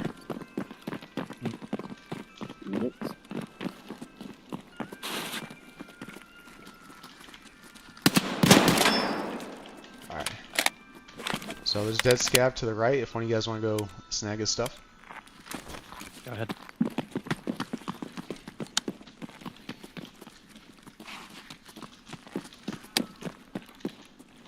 Right in his crotch. Topin hasn't done this map yet. That's right. Alright, I'm gonna pre-ping this, because you guys are right, there's usually a decent amount of people like camping inside here. If you guys want to, you can search these little static scab bodies and whatnot. See if they got some loot in there for you.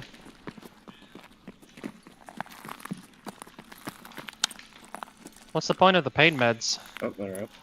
So the painkillers basically, if your leg gets shot out, like fractured or blacked out. Right. Alright, kill one. Around the corner. That was a PMC too. So if your leg gets blacked out or fractured, your PMC starts limping.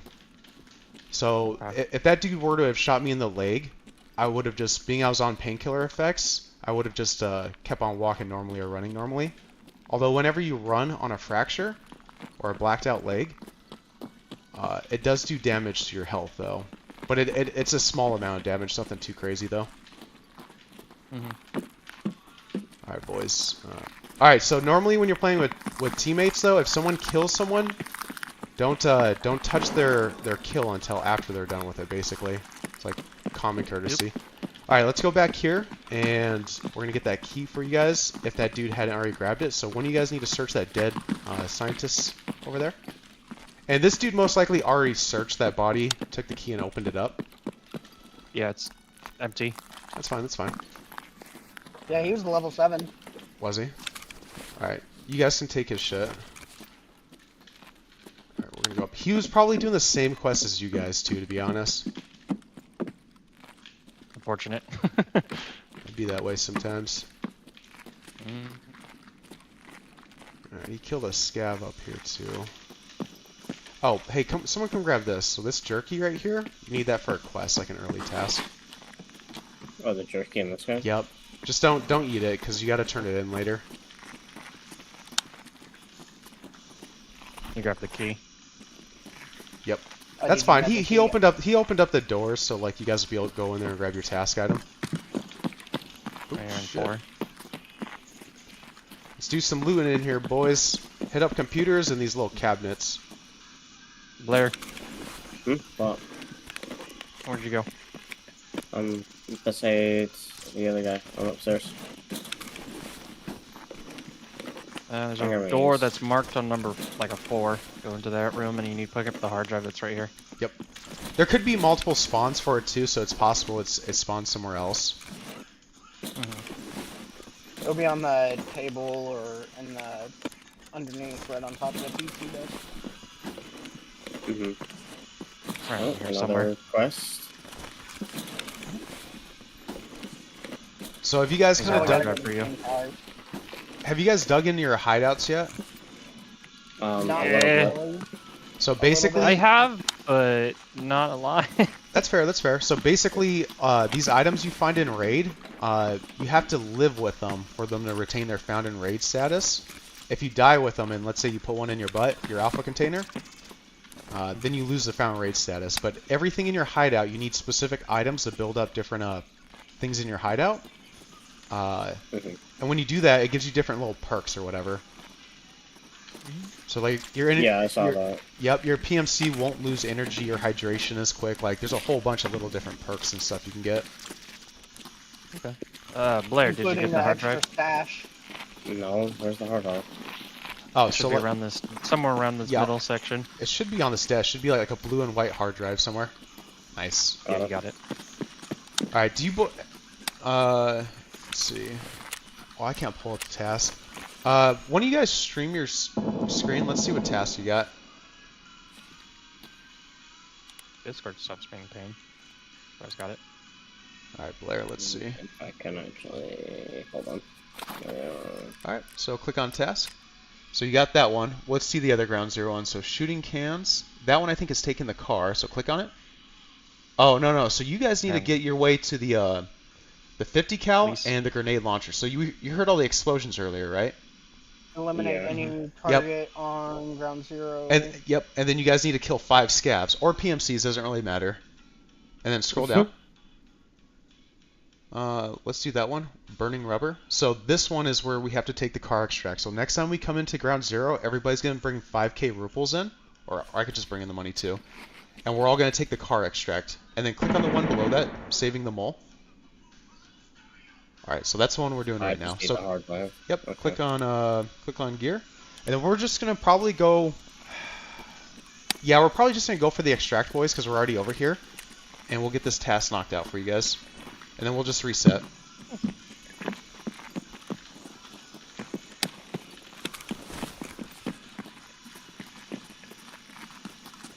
I hate having buckshot on this damn thing.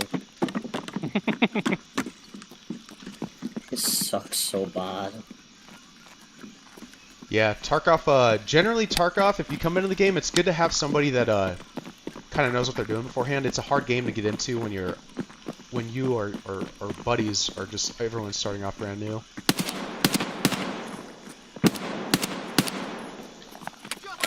Uh-oh. Where'd this little shit go?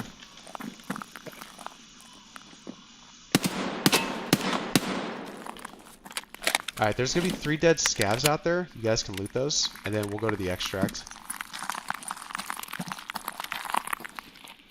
Hearing all the glass break. Mm-hmm.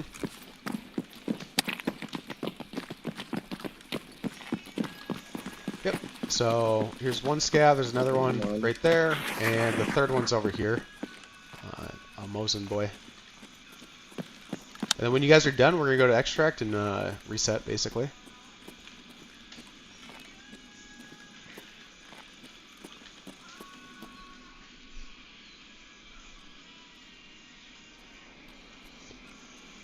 Did you guys just pick up Tarkov like a couple days ago, or what? Yeah, we a did week a couple ago. days ago. I feel it. It's a fun game. Once you kind of get the hang of it, though, the learning curve is a bit steep on it. But yeah, there's no other shooter out there like this, though. There's some that are close, though, 100%. But I mean, armor is pretty close. yep. In terms of movement, this one has a little bit better. You're right, movement. Slushy, where are you at? I'm with Buddy. Yeah, it's me that's behind here. Oh. I'm on my way. And then our extract is right over here, boys. So this is Emercom extract. So this is north of the map. Basically, Ground Zero is just one big ass road leading from south to north or north to south. Right, okay. All right, you guys come over here and extract.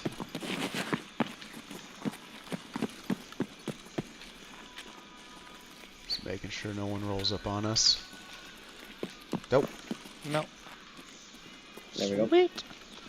All right, so we got that one done. We're gonna come back in and we're gonna bring in well, I'll bring in like 20k. So one of you guys who isn't poor needs to bring in I can bring in Who's- 15k. Who's the poor one? Is it Blair? No, No, it's I'm me. the richest out of all of us. Slushy. Oh god, is it Slushy or what? Yeah. He's poor. Yep, he's the broke one. Yeah. He's the broke bitch. The man is the definition of poverty, huh? Quite So literally. 21,000. so you guys have the smallest container though, so that alpha container. Yeah. You can build it up as the wipe progresses. There's different tasks to get bigger containers, basically. That alpha container does it kind of sucks because you can't put all the meds you would need, but it's not that bad though. Just your most Yeah, I was seeing that you expensive could meds, put in do there. like the what is this? One of the big first aid kits, the 400 one. Oh, the Or the grizzly. 200? Yep. Mm. Let's see. I'm gonna just take my backpack off and sell that. I'm not taking it. Alright, just make sure you guys turn in that task. Make sure you guys hand over that hard drive. And then we'll go back in there. Yeah, you gotta be careful with that too. In the past, I've done that too, boys, where I get a task done, and then I forget I have the hard drive on my person. And then I go back in a raid, I die, and then I lose that task. So you see right there? Hold on, stop real quick, Blair. So you see how it says task item on character? So if you were to go back in a raid, you died, you would lose it. But what you can do is you can put it in your stash. So if you click on that hard drive real quick, I'll show you how to do it. And then you see transfer. So that puts it in your stash though. But let's click on it and put it back on your person, and you're going to turn it into therapist. Yep, first in line. Okay. Nice. You got to go. So at the bottom center of your screen to your right, you see how it says traders. Yeah. Yep, click on that. And then you're going to click on therapist. See how she has the blue check mark? It's showing that one of your tasks is completed. And then you see in the top left how it says task? You're going to click on that bad boy. Yep. And see on the top left complete? Nice. So you're going to get XP, money, different rewards basically. Modify an MP3 to comply with the given specifications. What? Did you do the first one with the shotgun? Gunsmith Part 1? Yeah. No. So, when it comes to tasks, boys, because I gotta go to work here in a couple hours, but normally how you guys want to do it is just hop on Google, type in EFT for Escape from Tarkov, and then just type in the task name. So in this case, it would be Saving the Mole. Or Gunsmith Part 1, and there's a wiki on there. It shows you what you need to do to finish the task, where to go, and whatnot. Yeah, because now we need to go over to Woods for introduction. We're trying to get Jaeger unlocked. So that would be pretty good, but let's go back to Ground Zero and finish up the Ground Zero task, because you only have 4, and then you get 1 later, and then you're done with Ground Zero, basically the rest of the wipe. Or the rest... Let me blame my past. And we're in sub 20 lobbies right now, so it's easier for me to kill, and you guys to kill these people. Oh shit, hold on. You brought the money.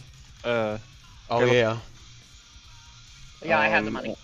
I'll bring mine. Yeah, just I got shooting cans and bread and rubber to do the pay extract, and then the grenade launcher and the machine gun. Alright. Money. Hold on. Okay, so I've got to modify an MP 133 to apply given stuff. Just accept the mission, and we should all have the same missions now. Yep. We'll worry about Gunsmith Part 1 later. How do I take only partial of this out? This man has work. So you grab Alt. So hold down your Alt key, and then click on your rubles and move it a different spot. Or sorry, your Control key, not Alt. And then you can type in how much rubles you want to bring in. We only need 5, right? 5,000. Yep. Okay, so what am I selecting for like all of them? All of them. Just all of them. Yep. Just click all your tasks, and then you should be good. Trader tasks. So those are dailies. So once you hit level 5, every 24 hours you get a daily task. It's just something random, and yeah, you can complete them for XP and money and different items and whatnot. And then click on that task below it, Introduction. Yep, so this is how you meet Jaeger, a new trader. Well, a new trader to your character. He's been around for a few years, though. Or more than a few years. But yeah, every trader that has a green check mark on it, that means that there's a task available for you guys to accept, basically. Oh, I still need to get that one. That's fair. Two food items found a raid. Is there any others I need to take? Burning Roper, Elimination. That's just a timed quest. I don't need to take those, do I? No, but I would suggest just accepting them, because if you do them passively, like in this case, you need to kill 3 scavs with a stomach shot, I think. And you can do that passively, like while you're just playing and doing your main task. Because those dailies, they obviously reset daily, but they don't help out towards, you know, progressing towards Kappa. Ready?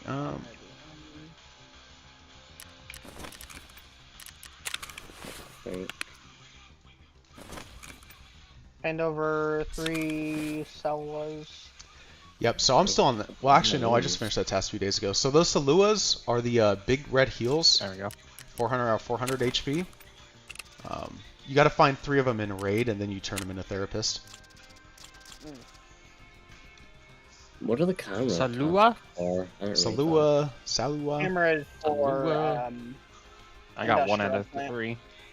Yeah. So, boys, keep this in mind, too. So when I asked you guys earlier, I was like, why'd you guys run in naked? You guys said you were tasking and whatnot. You can ready up. We should be fine. When you guys come in naked, though, it makes you tagged and cursed. So in order for them to prevent people from coming in naked, because a problem that used to happen in Tarkov quite often is people would come in naked or just with a pistol alone, and they would run to like the high tier loot spots, and they would grab like LEDXs or graphics cards, and they'd throw them in their butt. And in order to combat that, though, because those are expensive fucking items. In order to combat that, though, what BSG did is if you come in naked or damn near naked, you're tagged and cursed, which means the scavs on the map will aggressively chase you down and kill you. Oh. Huh. Yep. Oh, So that's something we didn't know. Yep. So yeah, when it's if you come in with like a pistol and like a tack rig like you guys, because you guys don't really have the biggest kits on right now, that should be fine enough right there. Because there's like a value. If you're below that value, you're tagged and cursed, and you gotta be damn near wearing nothing. If you're above that value, then you're not tagged and cursed. Okay, well- Well, I know why I've been hunted down by his scavs. Yep, then. yeah. So yeah, when you guys are coming in naked, man, those AI scavs, they just chase you down. And you're like, what the fuck is going on? That's the reason, though, because they want to prevent people from doing that. They want you to take your gear in. But in some cases, when you're brand new, though, kind of like you guys, and you're dying quite often, that can be kind of hard. One thing I would suggest for you guys too, because I got to bounce here in a little bit. I would suggest you guys do 1 for 1. So when you guys do a PMC raid, after that, once all 3 of you guys are out, go do a scav raid. And then that's what we've been. Yep. That's what we've been doing. Just go do PMC on customs, get a little bit of loot, wait for cooldown, then go do reserves scav run. Yep, and that'll come back with at least like 200k. That's good. That'll keep you keep gear in your guys' stash though, so you guys have shit to run when you're doing your PMCs and whatnot. Yeah, I've got gear. I got plenty of gear and money. These two are losing it. I've got just over $1 million, and then these have are a the couple poor scars. ones. I don't know. Last night was bad. What happened last night? It was like, Oh, boys, we got a good spawn for. I think it was like one of our items. Come follow me. Let's go up the escalator. What happened last night? I died like 4 times back to back, all to high Yeah, levels. let's shot a boss. It'd be that way. All right, come over here, boys. And this one is gonna be for the grenade launcher. So you remember that dude blowing shit up the last one? So he was on top of this thing right here. So walk up to this and it's gonna ding for you. Hold on. Just be careful doing that, bro, because like people will shoot you in the head. Don't do it. You're playing with fire when you hop on that. But you can get kills that way. Or just him? It'll just all 3 of you guys, I think. Walk up to this and just walk away. Don't stand near it too long. Alright, you boys loot inside here. I'll try to stay towards the entrance so they have to go through me before they get to you guys, and we'll get some of the tasking done. Or some loot, sorry, some loot. So this map is really good for like loot in your hideout. It's very beginner friendly, basically, for the first 20 levels. Yeah. So is it worth getting the junk box? Absolutely. So after you guys get to $1 million, maybe $1.5 million, especially you guys on standard accounts, I would highly suggest hey, someone pick up this spark plug. So you need that in your hideout. You only need 1, but it has to retain its found rate status. Grab that money on the floor too. Who's the other poor one? Yeah, you know, you're looking pretty poor right there. There's some ruples on the ground. That's for car extract. You need money, Blair? Now I have like over a mil in my actual thing. I've got 5k You on have here, money on your account on your person right now? though. Yeah, I have 5k. Who's the one at the cabinets? Is that Master Chief? That's me. That's Oh, is that Blair? Blair. Blair, there's Yeah, some hi. ruples right there on the ground. Oh, okay. Slushy, do you have rubles on you? Yeah, I'm good. Yep, Slushy said he's fine. Honestly, boys, what we might do is... Oh, come loot this room, actually. Hit up this room over here. I already hit up this cabinet, so don't worry about this. They're all empty. Scav down below, walking across. Oh, fuck. Somebody already took the car extract, boys, so we can't do that. So what we're going to end up doing... You guys have finished looting. Yeah. I see some... That sounds close by. Yeah, my shots are fucking off, dude. That's a Damn. grenade. Ayo, what the fuck?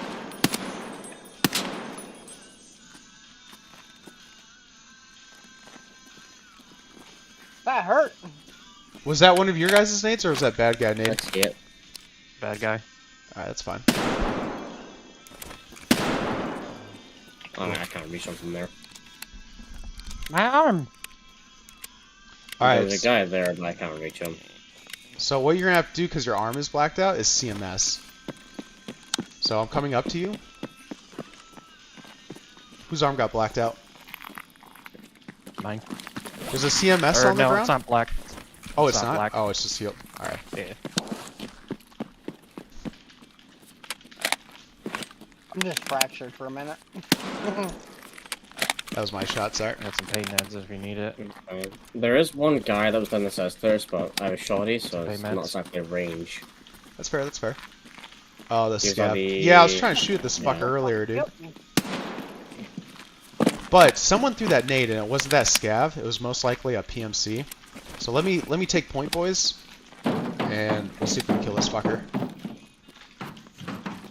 So I have a question. With the flashlights, can only PMC or players use the flashlights, or can scavs and AI use them as well? Sometimes the AI scav will be using flashlights too. It's not super common, but sometimes they do have flashlights on their guns. Right, okay. Alright, so we took you guys to this one. You good? We're gonna cross over, Fucking- boys. I don't have a lot of heals. I forgot. Oh, hold on. Oh, Go inside, whoa! go inside. Fuck me! On the ground.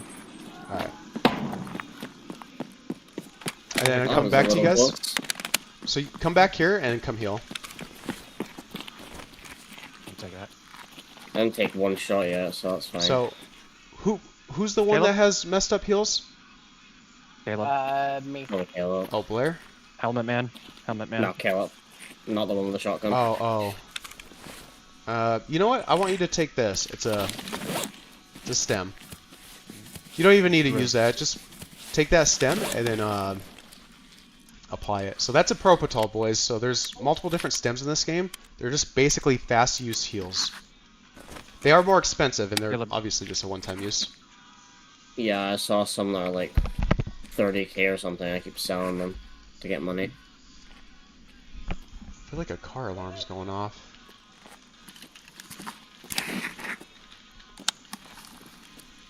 I got Emercon again. That's fine. Well, so we just did the grenade launcher, boys. We're going to probably head over to the 50 cal and get that one knocked out for you. And keep on going after that.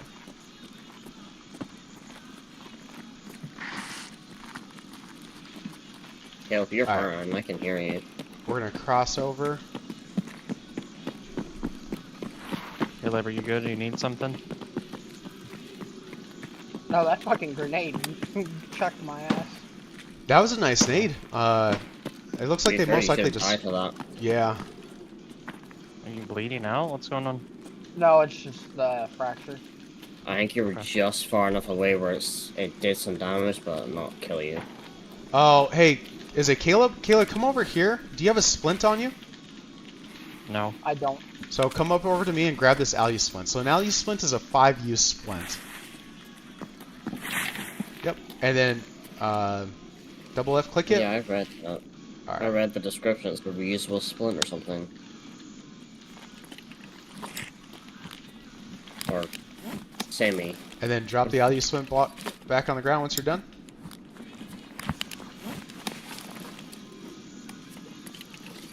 Holy shit, bro. You had 3 fractures? Yeah. Dear God. Alright. Alright, drop the... Yeah. He scattered me. Yeah. Even with that grenade. Alright, boys. That's what I was wondering. I was like, why am I hurt so bad? Let's jump over this barbed wire. Grenade. And then we're going to push inside and try to get your guys' 50 cal quest.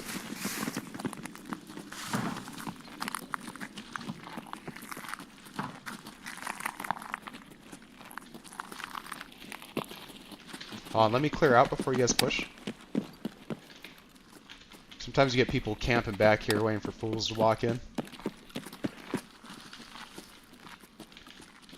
Oh yeah. Let's go up top. So there is going to be some barbed wire. What you can do is you can get on top of this and walk up so you can skip the barbed wire. Oh, easier said than done. Oh yeah. I mean, I did it first time. Bro, save some pussy for the rest of us, man. Jesus. Alright. Alright, come over here, and then you guys will have to walk next to this, the 50 cal. This one right here. So this one, obviously 50 cal, it doesn't shoot explosives, but it shoots big-ass rounds. You take one of those to the chest, it'll kill you. Alright, why don't you guys do some looting. And all that good stuff. Oh, I got the testicle helmet. Oh, no. Oh, who needs a splint? There's one in this box. I think it's blacked out now. Oh, is it? Good. Oh. I need a backpack. I need to look for one of those weapon crates that you can actually take home with you. Fucking A. There's 2 PMCs, or those are scavs. I can't tell. Outside the window, aiming at the windows. That's fair. Just be careful of the windows then. They're aiming directly at. Oh, there's a lot of scavs aiming at us right now. Oh wait, I have my pistol. Hold on. Oh, be careful, boys. I mean, you guys do need scav kills. It wouldn't hurt to, you know, try to snag a scav kill or 2.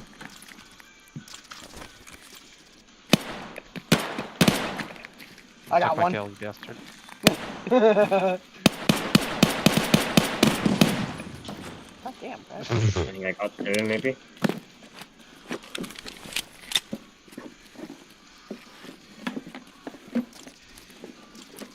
You said there's a lot. That was only like 2.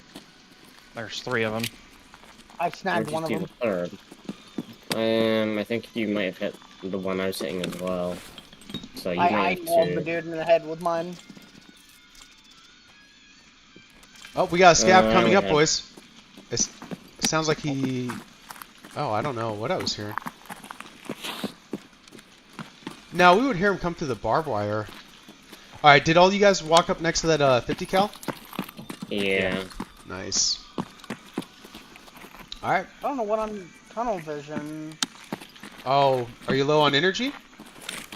No. What about water? There's green. Nope. Oh, it's because... Did you take that stem I gave you? Yeah. Yep, so at the end of the stem time, it gives you tunnel vision for like 30 seconds or so. Yeah, that's what I was wondering. I was like, what in the fuck? Yep, there are some nerfs to the stem, basically. And that barbed wire. Alright, we are going to go to Emertown, boys. That should be fine there. We're probably just going to stick to the basement. There's a decent amount of things to loot down here. Hopefully there's a backpack I can look on them. Now, what's your thoughts on labs? Labs is pretty fun, man. It's just, with labs though, man, you got a lot of gamers on there, and then you do have a decent amount of cheaters though, so you got to be careful.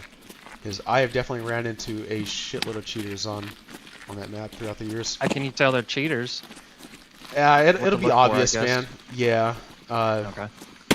They just do some wild shit. Now, granted, it's hard to tell between like some gamer boys and cheaters because There's some guys that are just really good with PvP, and they may look sus, but now whenever you get out and someone kills you, you can look at their stats, and sometimes their stats can be kind of suspicious.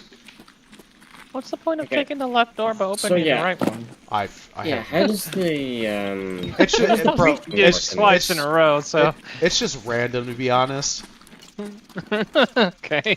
Alright, how does breaching work in this? Hey, one of you guys open this? And there's an owl in there. You need that for your hideout.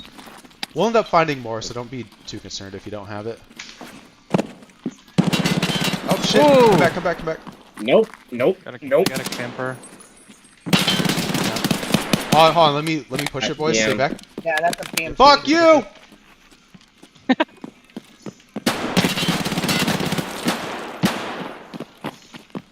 Shooting black. GG's, baby girl. Fucking kills. Alright. Well, be careful. He might have a boyfriend, though, boys. Yeah, I'm looking around. Alright, I'm gonna go back and heal. Just leave him there so I can loot him. Now remember, you don't loot other people's bodies, though. Wait until after they're done. Like common courtesy. I gotta heal up, though. He did tag me a few times. Yeah, I He saw must him. have broke your shit. Fucking laser to your ass. Well, he had tracers. It looked like he had like an MP5 or something. Well, he had something.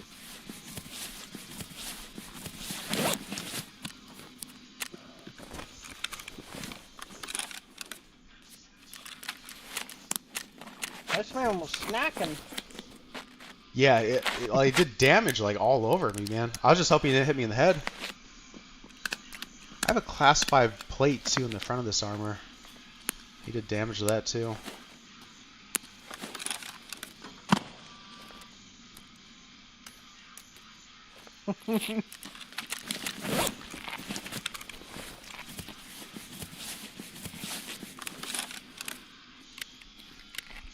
Doesn't look like he had a boyfriend.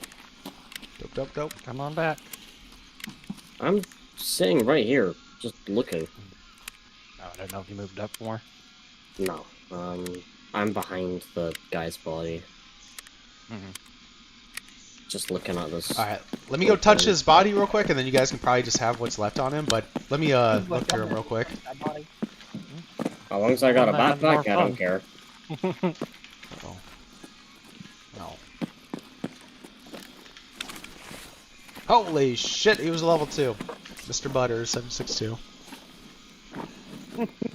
I was oh, okay, it must have been an MP5 then.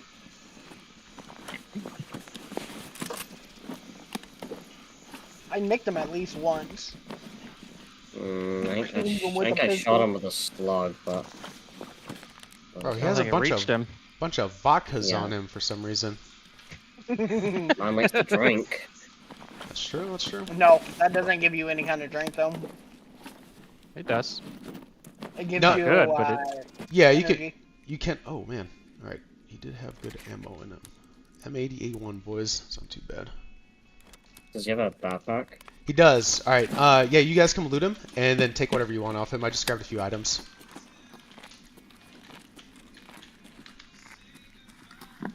Well, you're finally getting a backpack. Yeah, I'm gonna take his rig as well. I don't have a backpack either. I don't really care. I'm gonna drink this though. Pineapple, pineapple. I love pineapple.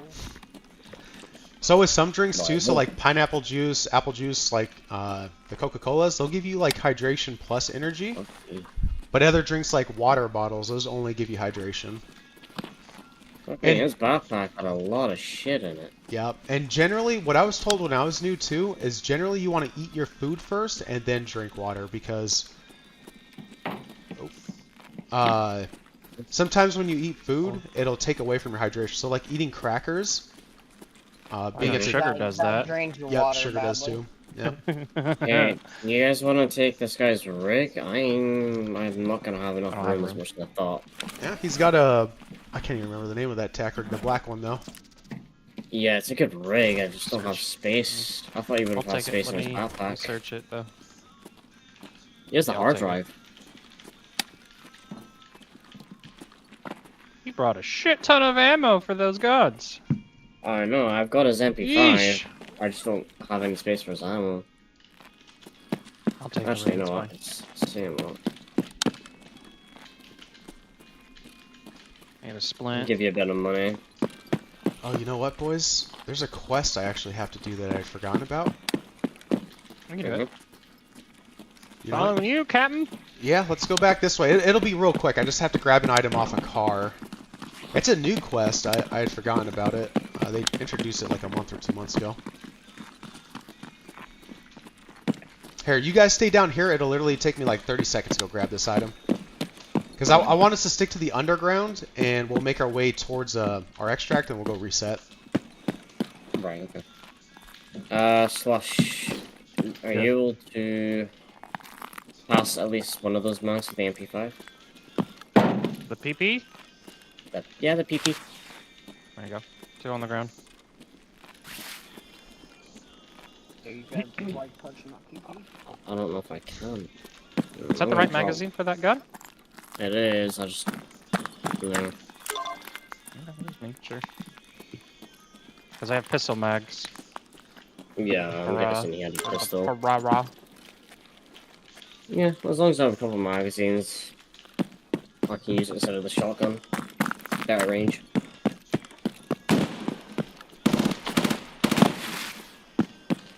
You good up there? Someone's shooting up here. It's not me. There's a scav next to me. I'm not even gonna fuck with him. Just heading back down to you guys. Alright. This is me. You guys will be hearing here in a moment. Did you get your car piece? I did. Yep. It was a diary inside the car. Oh yeah, I know about the diary. Yep.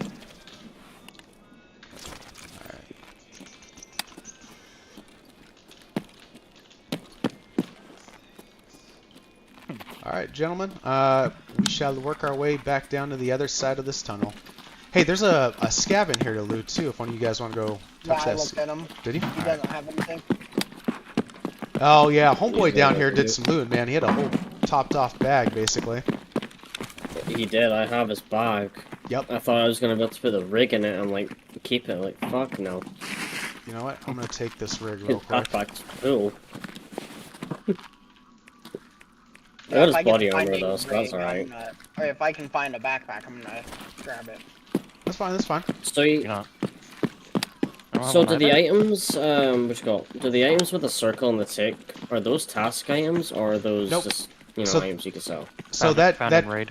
yep, that check marks for found and raid items. Now, granted, if you put that inside your butt and you die, you lose that found and raid status, that check mark right there. Right. Okay. I'm assuming your butt is the alpha pouch or the Yep. item that you can't lose. It's just a term people have been old ass term. Throw it in your ass, man. Throw it in your ass. Like, all right. Bro, can you imagine your like parents walk by? Yeah, just put it in my ass. Put it. It's like, what the fuck is my boy over I here have room. doing? I have room. Like, all right.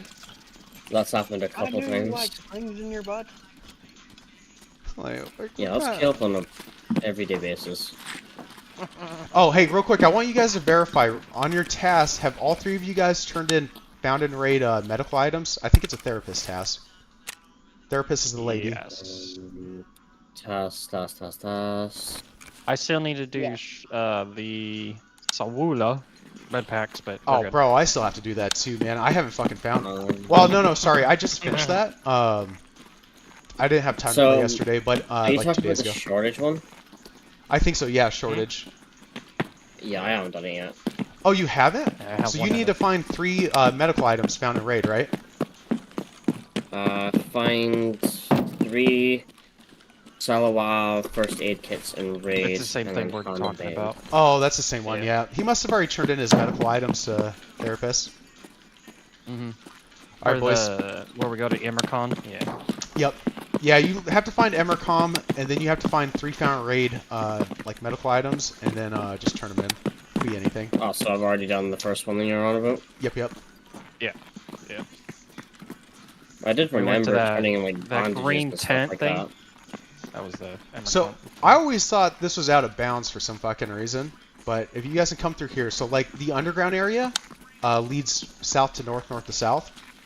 So if you don't feel comfortable being up top, because there's a lot of angles up top you can get killed from just because of the amount of glass and windows, you guys can stay down here. There's a decent amount of loot down here, and you can make your way to your extract. Me and Slush, we did, what was it? The magazine quest and customs. We were trying to find the building, and we were wondering, oh, how the fuck did we die? The poster quest. And we only where just you put realized. posters in beds. Oh, yep. Yeah, we only just realized. It took us wait, like ages to figure out what building it was. Okay. Oh shit. That would be You did. Fortress. Yep. Let's head over to the extract though, boys. Yep, that's Fortress. So Fortress is a new area inside of Customs they added a couple years back. Well, I guess it's not really new anymore, but yep, there's some quests where you have to go. Did you guys manage to get your posters planted though inside of Fortress? Yeah. Nice. I got it done on the second one, like barely. Fucking. Me and Caleb were the last ones. He died. I mean, that's fine. We'll get it taken care of later. Right now, I just want us to do a ground zero, so we'll get all your ground zero tasks knocked out. All right, let's extract. Yeah. That tent is empty. Because once I hit level 20, then when we come to this map, it's gonna be significantly harder. Yeah. It'll be kind of an hassle. We did that quest. I think that one quest where I completed it, the magazine one, I had to kill fucking 14 scabs just to get out of there. Ooh. Yep. That Yep. match was fucking popping off, huh? And then I we don't know how learned I if you lived. go behind that blue fence area, you get shot by non-existent snipers. Yep.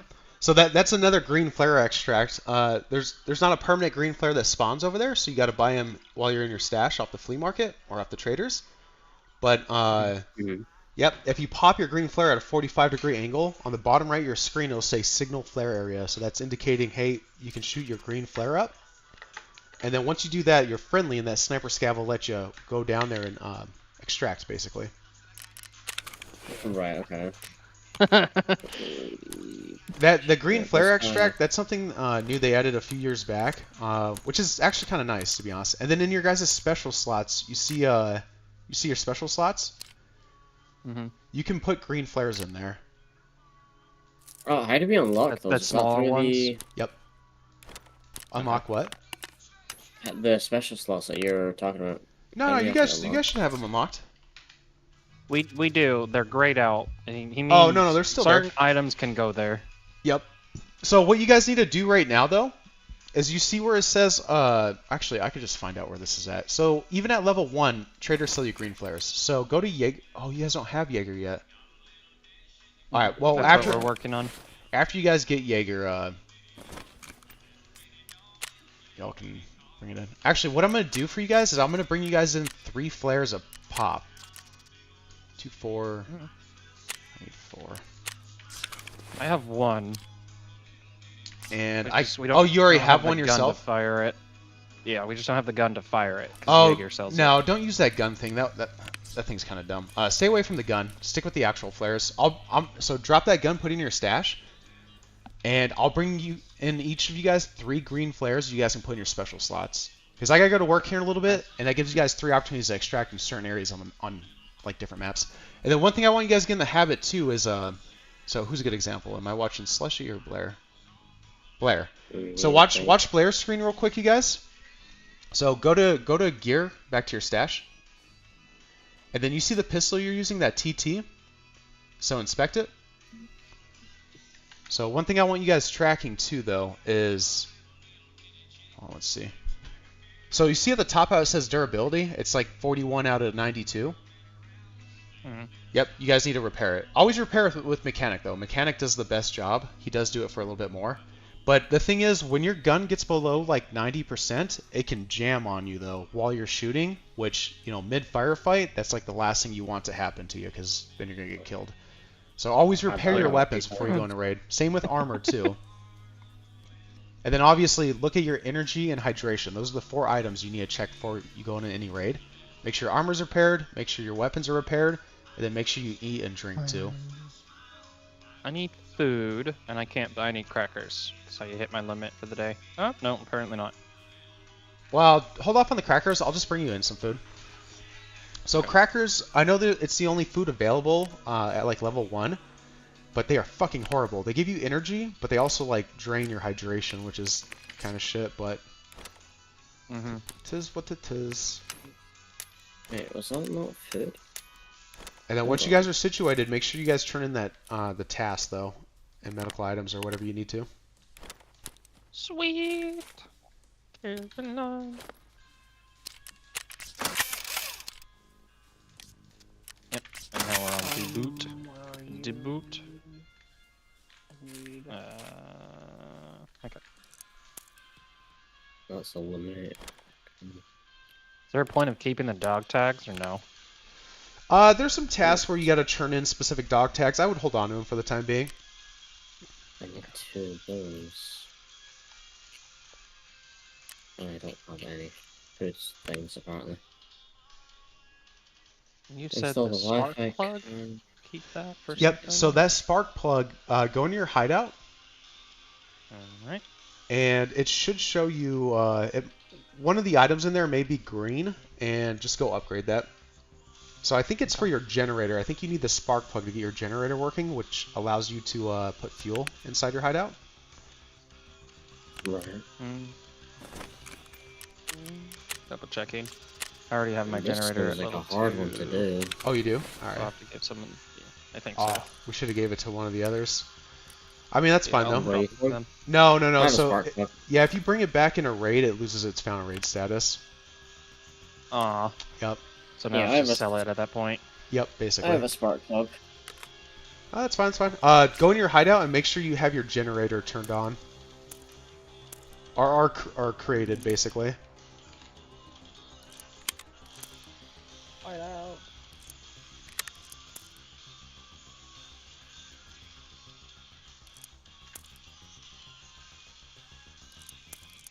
Come on, go over there.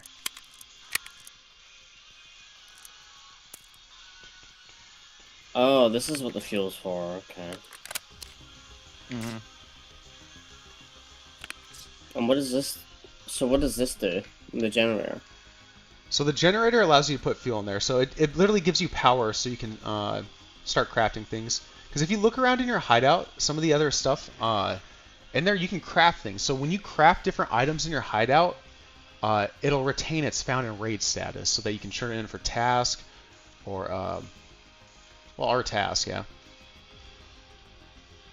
So you need to use stuff you find in raid, whether it's found in raid or not.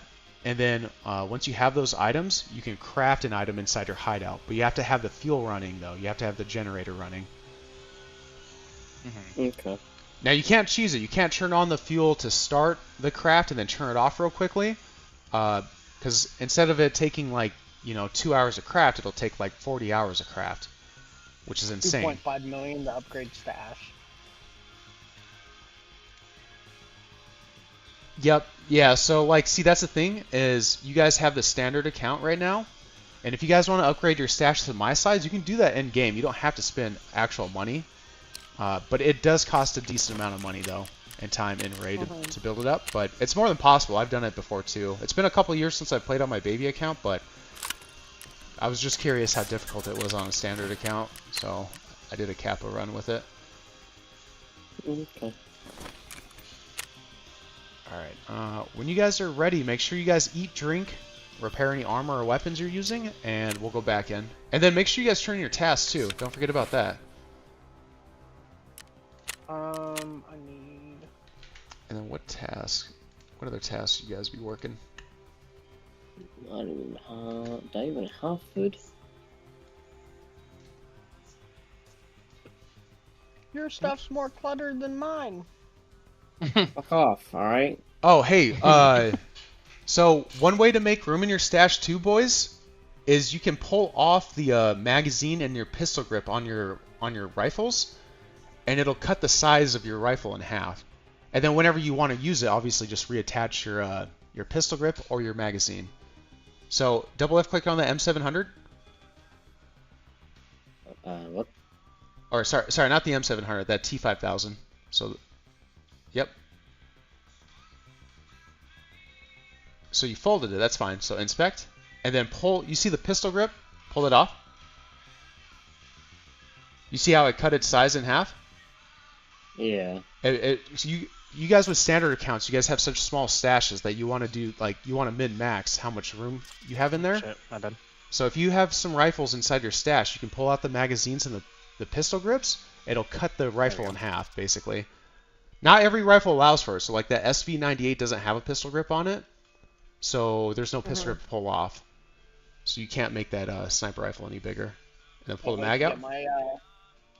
Press, yep. And then right-click on that gun, and you can fold it too. So if you guys are getting kind of like not enough room inside your stash, you guys can go about it that way too. I can't wait to get my scar. Are you back on insurance or what? No, I just gotta wait until I can be able to buy one. Ah, that's fair. That's fair. Not so expensive.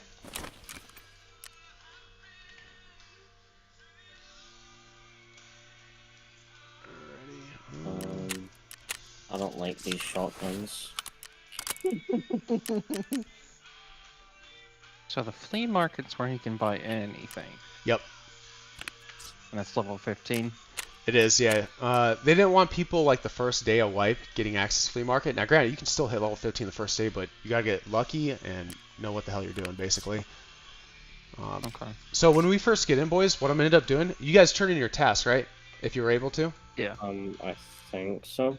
Just go back and re-verify real quick.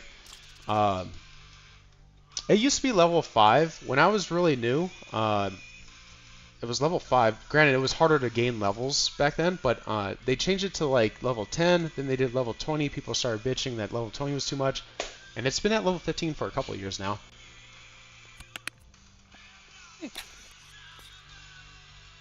Yeah, a lot of the vendors require you to be at least like 15 or 13.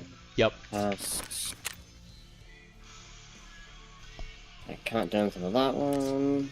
I can't do anything for that one. Nothing for that one. What did I sell for 105,000? Use the paid vehicle to extract on ground zero. That's my only one for spear. Alright. What we're probably going to do is I'm going to drop these green flares. You guys are going to put them in your special slot. So the special slot, when you die, you don't lose them. Okay. So it is pretty nice, to be honest. That Right, cord okay. thing you have, is that the actual paracord? Pickaxe thing? It is. So I don't have the Red Rebel, but when I do get a Red Rebel, there's some extracts where you need paracord and a Red Rebel, and I can take those extracts. Okay. How'd you go about getting that guy? Oh, that little knife? No, the paracord? The paracord. I just found it in Yeah. raid, so I just put it on my special slot. Okay. Need food. Oh, I could bring you in some. Is your energy low? Yeah. That's fine. What's your hydration at? I got plenty of hydration. I got water for days. Yeah, you're good. I'll bring in an MRE, and then you can just eat that when we get in. Okay, I'm good. So How do you get the weapon crates and stuff? So like where you can bring them in and like stack them up with gear and stuff. So you can't do that anymore. They stopped that a couple years back, but you can buy the weapon crates, item cases, like all that stuff for your hideout basically, and it just allows you to. I mean, I have one if you guys want to take a look at it.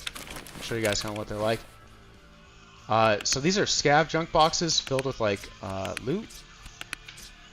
There's a money case too, a keycard case. Ammo boxes, save your room. You have a grenade box, a food box. There's other cases you can buy too. So this just holds plates. It's a plate box, magazine box. But you kind of gotta wait until you have flea markets. So these boxes cost a decent amount of money. But once you get level 15, you can buy them off the flea. So I can show you. So under gear, and then under storage containers, these are all the cases you can buy. Now, not all of them you can buy. So like a weapon case. Oh my god. Oh my god, dude! Someone just bought or sold a weapon case for 3,000 rubles. Fuck, dude! That would have been cool if I had bought that. I could have resold on the flea for like 1.7 million. Dude, someone fucked up. Ooh. So that's a nice thing with the flea market. Is sometimes people forget to put a 0 in there, and yeah, you can buy Just to stuff for buy the it low. cheap. Yep, and then you can resell in the flea market. So like some of the things you don't have access to. So a thick items case, you can't buy those off the flea. They're too late game. Thick weapons case, you can get sick. So you can these little guys right here you can put inside your container, and it holds keys, money, and certain items in there. Pistol case, dog case. You can buy key tools too. A whole bunch of shit you can buy that helps you save room inside your stash, which you guys definitely need to do that because you guys have standard accounts. With me, it wasn't the biggest issue, but it's still nice to have them though. Yeah. What's the... Go back to your insurance. What's the...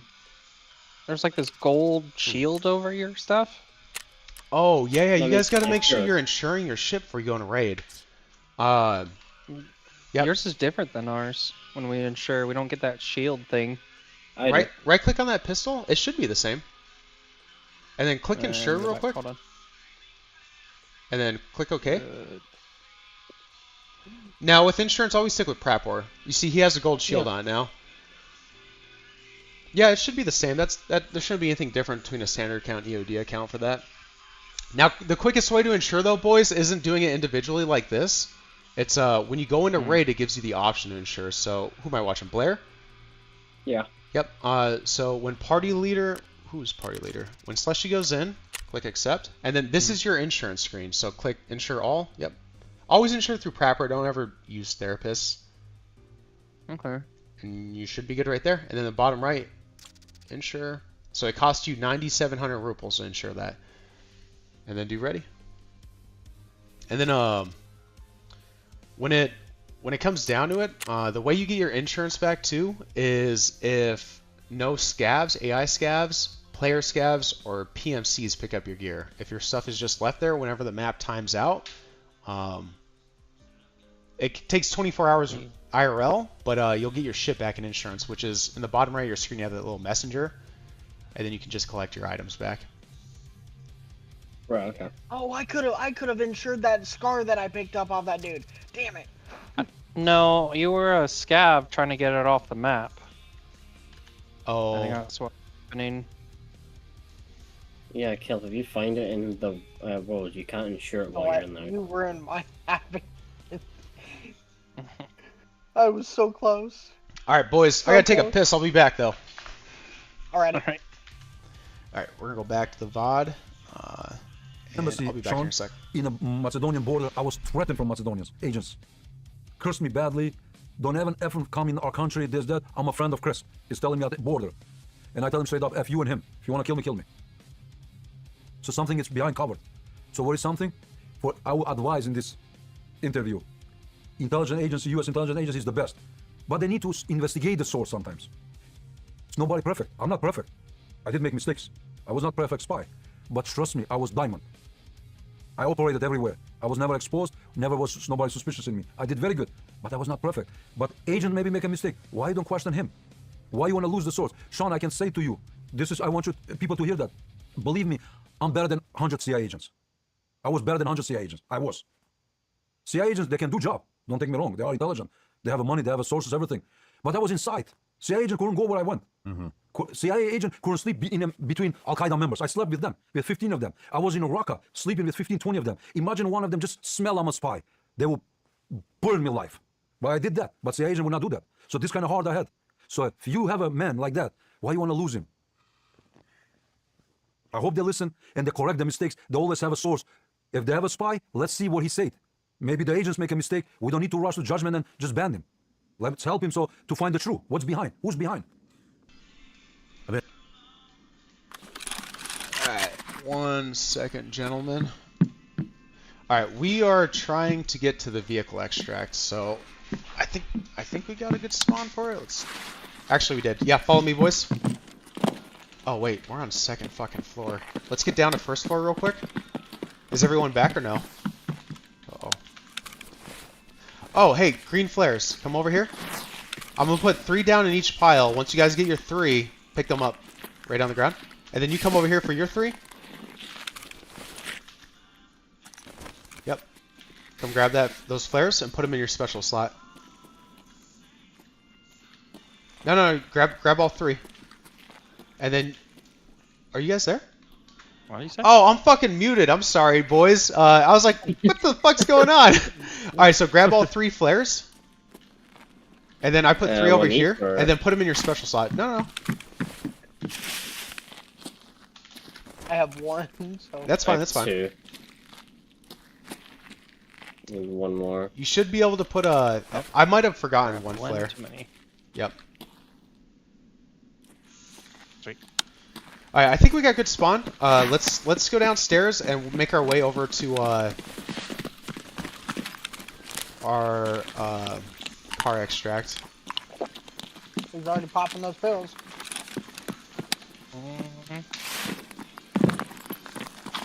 Alright, boys. Yeah, actually, we got a pretty good spawn for this.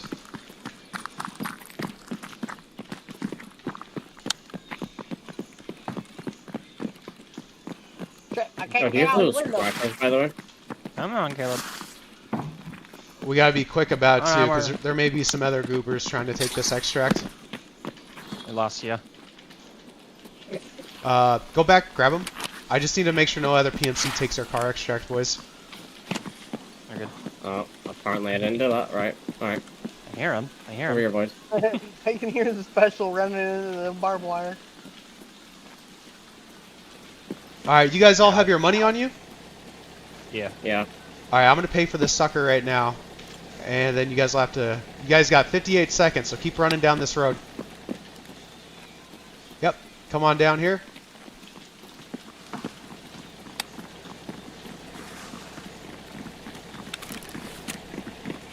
That's Oh. the black car you pay for? Fuck.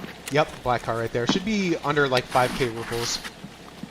Yeah. So you guys stay next to it and keep your eyes peeled for bad guys. Mine says it's 6,000 Is it? something. You know, Here's some you extra got money on the ground. Money's on the ground right there. Grab that. And then now pay for it. There we go. Nice. And then we should be good on this once we're done with her. About 15 seconds. Stay next to the car. I'm just making sure no bad guys roll up to us. Isn't it occasional that people will come over here? Oh, fuck yeah, dude. In these under 20 lobbies, everybody and their mother has to do this quest, so you gotta, like, keep your eyes peeled for bad guys rolling. It'd be wild, man. I've killed people over here, and then I've been killed, too, like, waiting for that car to leave. Because those car extracts cost, like, 5 or 6k rupees a pop. And it takes 60 seconds in order to extract. I just keep the flare in my stash, or... No, keep the flare in your guys' special slots, so... Yeah, because we don't lose it, right? Yep. Yeah, you don't lose it. Okay. And then do the same thing too. I know you guys aren't going to be super familiar with like map knowledge, but Oh, is that you, Blair? Yeah. I appreciate you, baby. But when it comes down to you guys not being familiar with the maps though, just get on Google and literally just type in EFT, like in this case, Ground Zero or something like that. And it'll pull up the map, and then just try to catch your bearings, figure out where you're at, and then, you know, figure out where you need to go. Alright, do you guys have any other tasks on Ground Zero, or no? I have 1, which is shooting cans, but I need to kill 5 scavs, or 5 things. That should be the only task you guys have left, right? The only one for Ground Zero, yeah. Oh, oh yeah, go to Skier, boys. Make sure you turn in that task for burning rubber, too. The one we just did.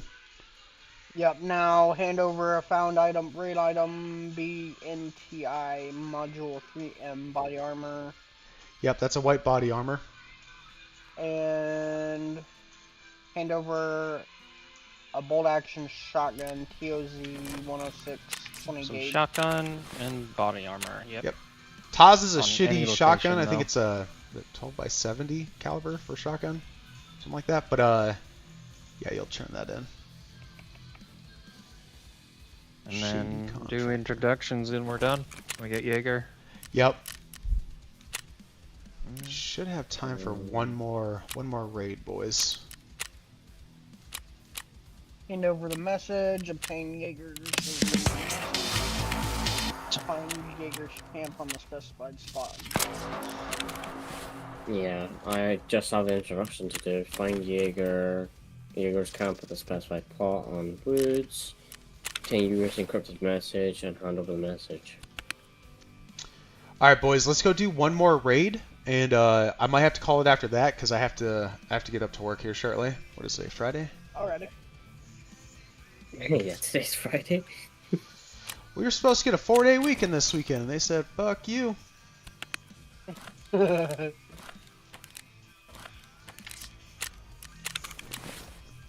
just turn that task, and then party leader, is that Slushy? Slushy, you want to take us back onto that map? Yep. We're going to ground zero again? Yeah, let's go back to ground zero. We'll get that squared away. Okay. And then, Give oh me a second, fuck, Cola. I forgot to drop the food for you. Was it Blair that needed the food? Yeah. That was a That's quick fine, I raid lived though, through that man. one. Yeah, that's fine. I'm gonna bring in this MRE for you. You want to bring in 2, Smile? I could, if you need me to. You want me to bring in one in? Yeah. Gotcha. Where's the best place to get food? Honestly, the best map is Interchange in Goshen, the red store. It's literally it's a grocery store and it has food everywhere. So you guys can scav Interchange, and on your scavs just go pick up some food so you guys aren't having to rely on crackers and shit. Yeah. 6:30 in the morning or in the afternoon? Let's do 1800. Okay. Make sure you All guys over taco shit, sure. territory. Yeah, so I have Oh, I like haven't 3 levels, no and then I can't do the sub 20 lobbies. All right, I need to go get my shit ready. I will be back before we load in though. Ready. All right, yeah, I need to get my uniform and shit ready too. So we're gonna do this last raid. I gotta get changed, and then go to work. But unfortunately, that's just kind of how it works. You know, I mean, they recruit an asset to do the dirty work. I mean, it's in the outline, throwaway spy. Yes. And that's just how it works. But the best will be to make it changes. You want don't me see to that advise you one thing what complete US agency government did with my help, one thing good? And I know, I don't care, they don't want to honor that. Sean, here used to be very easy to make a US passport. I instruct them how it's easy. And I'm not saying 100% just my help, but believe me, US passport rules was changed because of me. I teach them how to change because there was piece of cake to make a US passport. A piece of cake, 2 days. You can make it, it's not you. And you can get US passport. United States changed that because my help. I told them who doing that, from inside job, how they're doing. A lot of people got the passport. Even terrorists going to get that. And me, I blur and scholar, I teach in that. But they never say that. They always, that moment said you did very good job, but after, who cares? I did a lot of things good, but they don't care. That's what you say it. That's how our agency works. If they have that, they ban you. This is how, they never come to admit or accept. I was in touch with George Tannen 2 times from federal prison. Remember, I'm mentioning that with George Tannen twice in 2003 and 4, 2 times with the head of CIA from federal prison. So if I was like that person, changing your agency, I don't need to know that, but have somebody to investigate that. You know, make agency stronger. We need sources. It probably has more to do with blowing their own cover than Absolutely. assets. Yeah. Because once your cover's blown, they don't want the rest of their staff, their employees burned, so they can continue on doing work.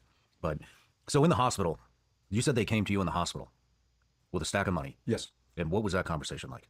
The conversation was, we're going to escort you to one of the borders nighttime. They asked me to escort me to Albanian border. I said no. They escort me to Kosovo border. They give me the money. They said you have to be in your own. Don't ask to speak with nobody from U.S. agency. You have to be safe. Then when I went after 6 days or 7, April 7, they told me to get away the car. I found 2 tracking devices in my car at the mechanic shop. Under the car, 2 tracking devices in that car CIA purchased for me. And that's the car that they said don't drive anymore. Yes. What point did they tell you, have a nice life, don't go high profile? After my immigration case finished in 2022. So they were in contact with you again after the 2 embassy. minutes. Private, no name. Friend of Chris. That's what they said. Yeah. This is a friend of Chris. Yeah. Well, Sean, you see how I'm sitting with you.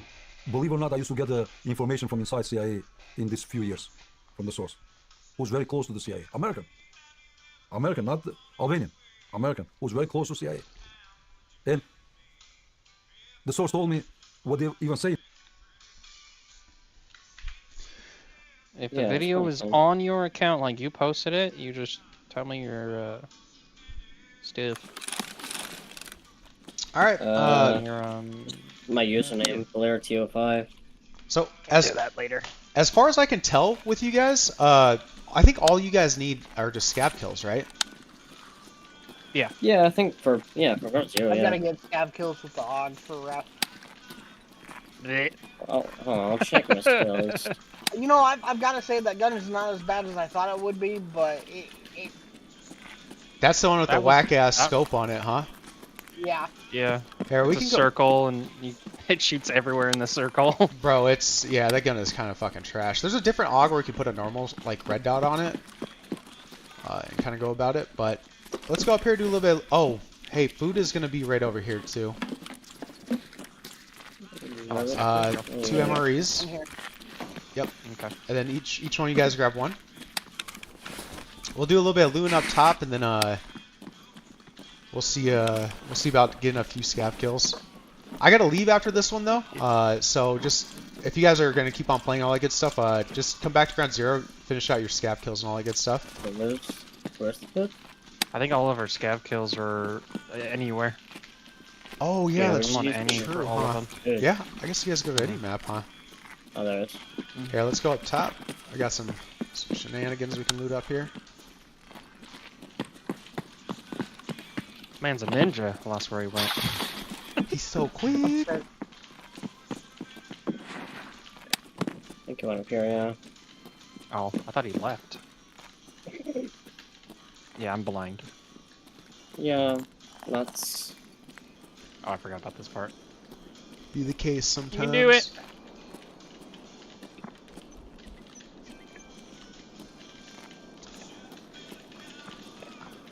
Oh god.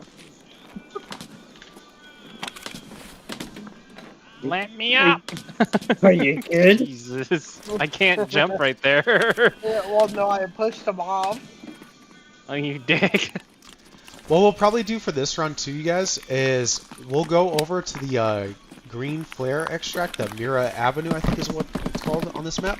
And I'll have one of you guys use your green flare so you guys are tracking on like how to do it.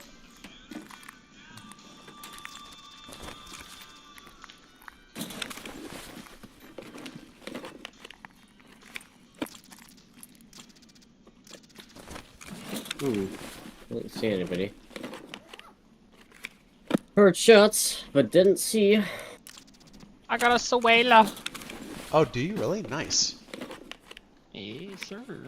And a CMS, surgical. Surgical. Dude, those are really good. Yeah, if you guys find a CMS, try to put that inside your ass though. And then whenever you come in a raid, always keep a CMS on you. What's it? What does it do? I guess. So whenever your It's like character little gets extra- shot, yeah, when your character gets shot too many times, the limbs will black out, and you gotta use a CMS to do surgery so you can heal that limb. Yeah. Okay.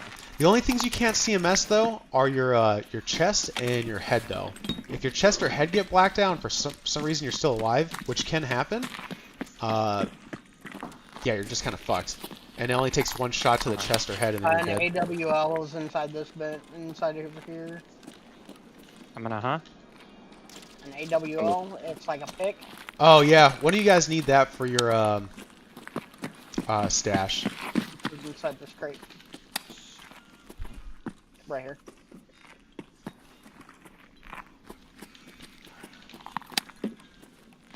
Oh, the screwdriver.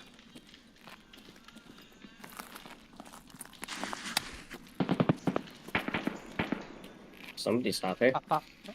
245. We need the gas analyzer for anything. You do. You need like 5 of them for an early task. You guys find gas analyzers? Save those. Now remember, there's no need for you guys to put like items like that inside of your ass, just because if you die, it loses its found raid status. And it's not like they're worth a lot of money or anything. All right, let's go back downstairs and we'll go see if we can find some scabs. There's some scabs, I'm seeing them. Actually, no, that's a PMC. Nice. Like certified fucking Chads, huh? Slushy will learn it eventually. Eventually. Can you do it? Oh, fail. Nice, nice. I didn't walk through mine like 4 times though. Alright.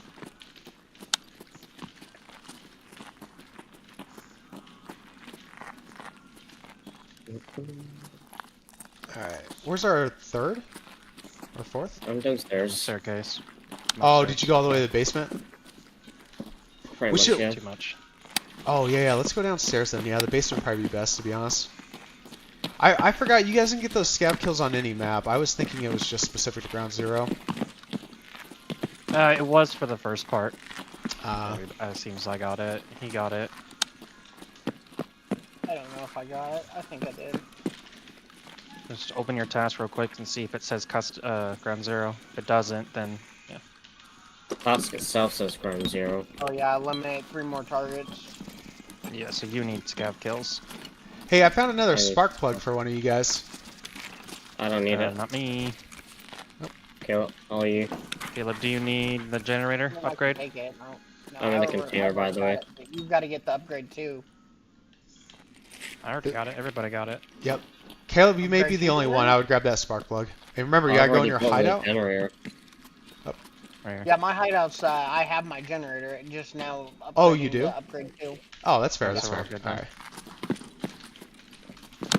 In the past, I've had difficulties finding those. Alright, we'll just work our way down here until we get to our extract and grab some loot and stuff. And this dead guy back here's been looted. Yeah, I load him. You only need a bandit. One singular bandage in him.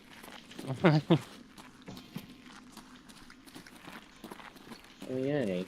We don't have no fucking guy, lasering us this time. Oh my god. Yeah, with don't those think so. tracers, his rounds were just like shooting right above us. Over here. Nope. Oh, there's scabs in front of us. You guys want to get these kills? I do. Caleb, go ahead. Yep. He's got a little bag on. One. Nice. Just a second one out. Goes up. Yeah, there he is. That's 2. Okay. But I thought One you more, were one more, scouting one him more. by Jeep. Right behind you.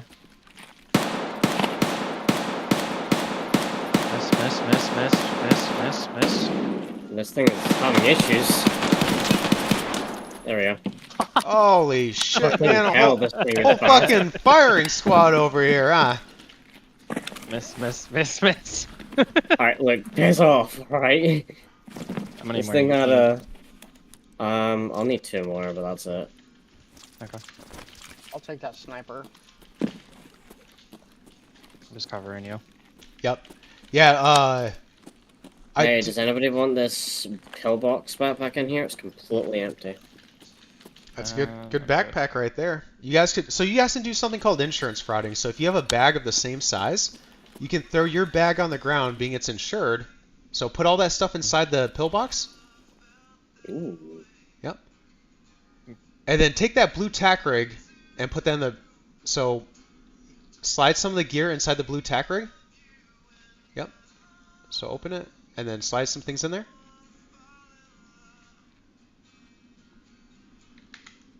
Caleb, are you gonna... Who's looting this body in front of me? Probably me. And I can then take the 75 round? put the blue tack rig inside the pillbox. Throw your bag on the That's fine, I'm ground. a shotgun. And then put his bag on. And you'll get your bag back tomorrow. See what I Huh. mean? Yep, so it's called insurance frauding. So if you already have something insured and a scav or a player has the same thing, just throw your shit on the ground and take his. Huh. Uh-oh. That's smart.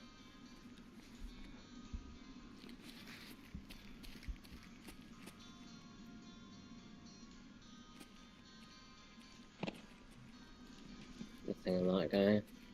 Need 2 more scav kills. Yeah. You both do. It's the same Yeah. with me.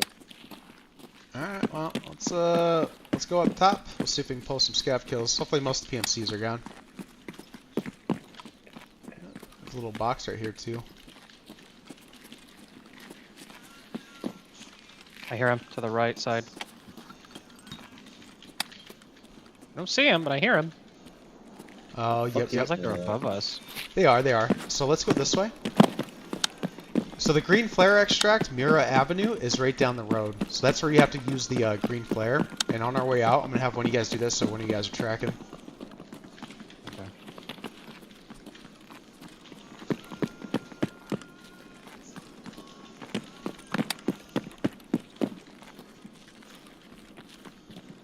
Alright, let's go up this stairwell off to our right. And you guys can get some scav kills. They should be right up over here if I had to bet. Somewhere up over here. I need 2 more. Stuck? That was weird.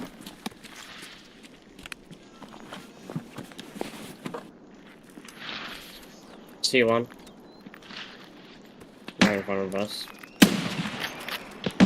Oof.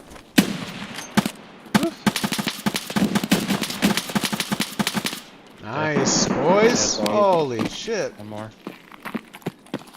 Okay, so kill needs 2, I need 1 more. And then whenever you guys are reloading or whatever, stay behind cover. Just so you don't get like headshot or whatever. There's a body sniper type here. I'm gonna take this instead of the shotgun. That's fair, that's fair. And then whenever you guys loot bodies though, the safest thing is to go prone on the ground and loot it, just so you're not dealing with it. I Inside heard the that. building. It sounds like BMC. We'll Yep. quickly see if this guy has the ammo for this gun. He does. Oh shit, it's a scav. Alright, I just found another scav, boys. So, come over onto the road. And he's gonna be down the sidewalk path to the right. Or left, sorry. It looks like he ran back into cover. Oh, he's over to the behind right bench. somewhere. Behind the bench. Yeah, he's on the Yeah, I bench. heard He's on that trash can right in front of us. He's late. I'm gonna shoot his foot. Oh, yeah, he's right next to the bench. Oh shit, See him. he's moving. Ooh.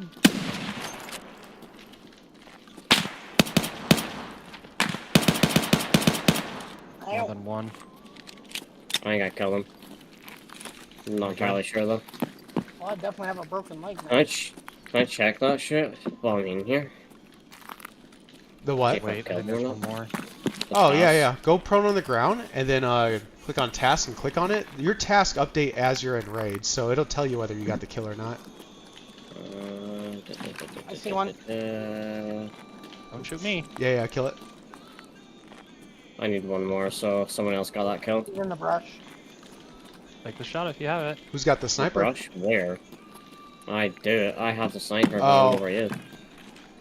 Somewhere over here in front of us, towards the hospital. The tower grip thing? Another scav. Well, I'm definitely gonna be limping, so. Are ya? What do you need? Yeah, do you need any medical? Yeah, whoever fucking shot me. What do you need? Is your limb blacked out or what? Yeah, it's blacked out. So take the Oh, fuck CMS, and then you're gonna CMS your leg. Is that how? Yep. Oh yeah, these. So- Okay. So so your leg is blacked out. Once you CMS, your overall health of your leg goes down, but you'll be, instead of 0 out of 50, you'll be 1 out of like 40. Which means you need to use 40 HP to heal it up. By the Oh, way. what the Ooh. fuck? I don't know where that Inside shot terror came from. group. Main doors. Inside? I've seen some movement. Went to the right, left door, middle door. I didn't realize there was 3 doors. That's where this last scene. Nah, he was already dead. The Oh. person I saw there. Okay. There might be another. Well, there's shots to our left, so that's garage. Yeah, I heard the shots from the left, so I don't think he was on the right. Thank you. Yep, you're fine. Drop that CMS. Yep, I dropped it. And alright boys, let's go use the green flare extract, because I do have to get ready for work. Yep. And I don't know if they have us working 12s a night, or if I'm just working till like midnight, but I play on a daily, boys, so if you guys ever need help with tasks or whatnot, just pop in and we'll work some shit. Alrighty. Sweet. Okay. We started playing Baldur's Gate 3 off to the side. So if the stream's not live, then we're probably going to be doing some Baldur's Gate 3. Yeah, we I got have a played fifth. that, yeah. So We have a total of 6 people that we play with. Do you guys? The 5th one or 6th one, yeah. All right. So what you guys need We're to all do? noobs though. That's fair. That's fair. So press tab, and then in your special slot, take your green flare and slide it over your 5 or 6. Those are your hotkeys. Yep. And then press the number. All right, nice. Now remember, whenever you shoot this, it needs to be at a 40. Not here, not here. You have to get inside the signal area. So let's all walk up. So once you pass this sniper spot, then we're gonna be in the signal area. So you see how it says signal area? Yep. So no, look at 45 degrees angle. Yep. A little bit higher. That should be fine. Now shoot it.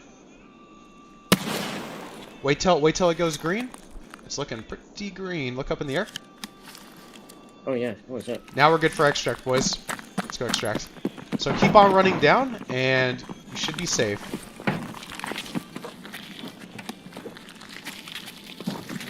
Just keep Yeah, going in the straight. truck, Yep. right here. Yep. Nice. Got myself an extra flare too. Yes, sir. No, that's the is- only green flare extract that has a permanent spawn on there. Okay.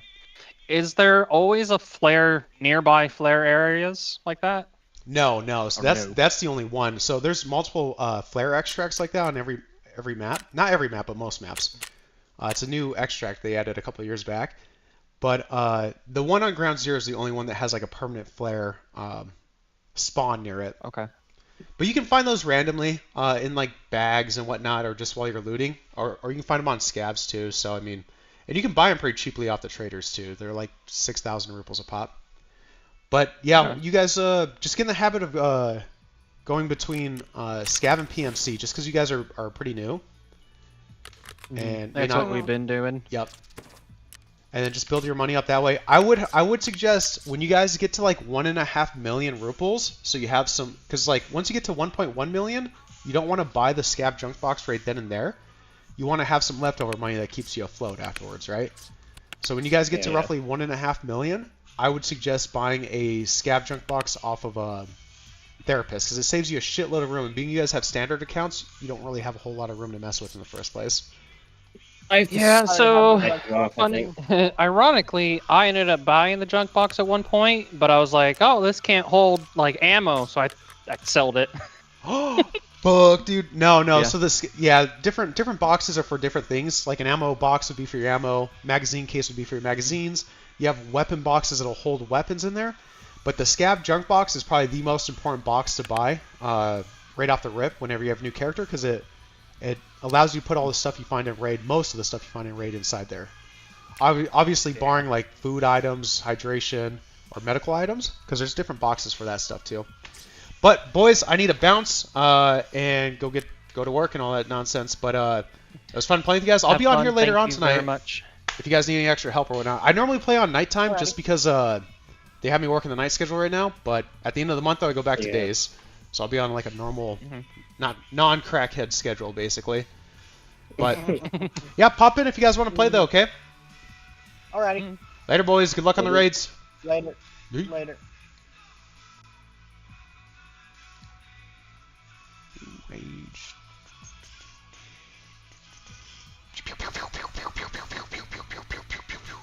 Alright, we're gonna kill the stream right there.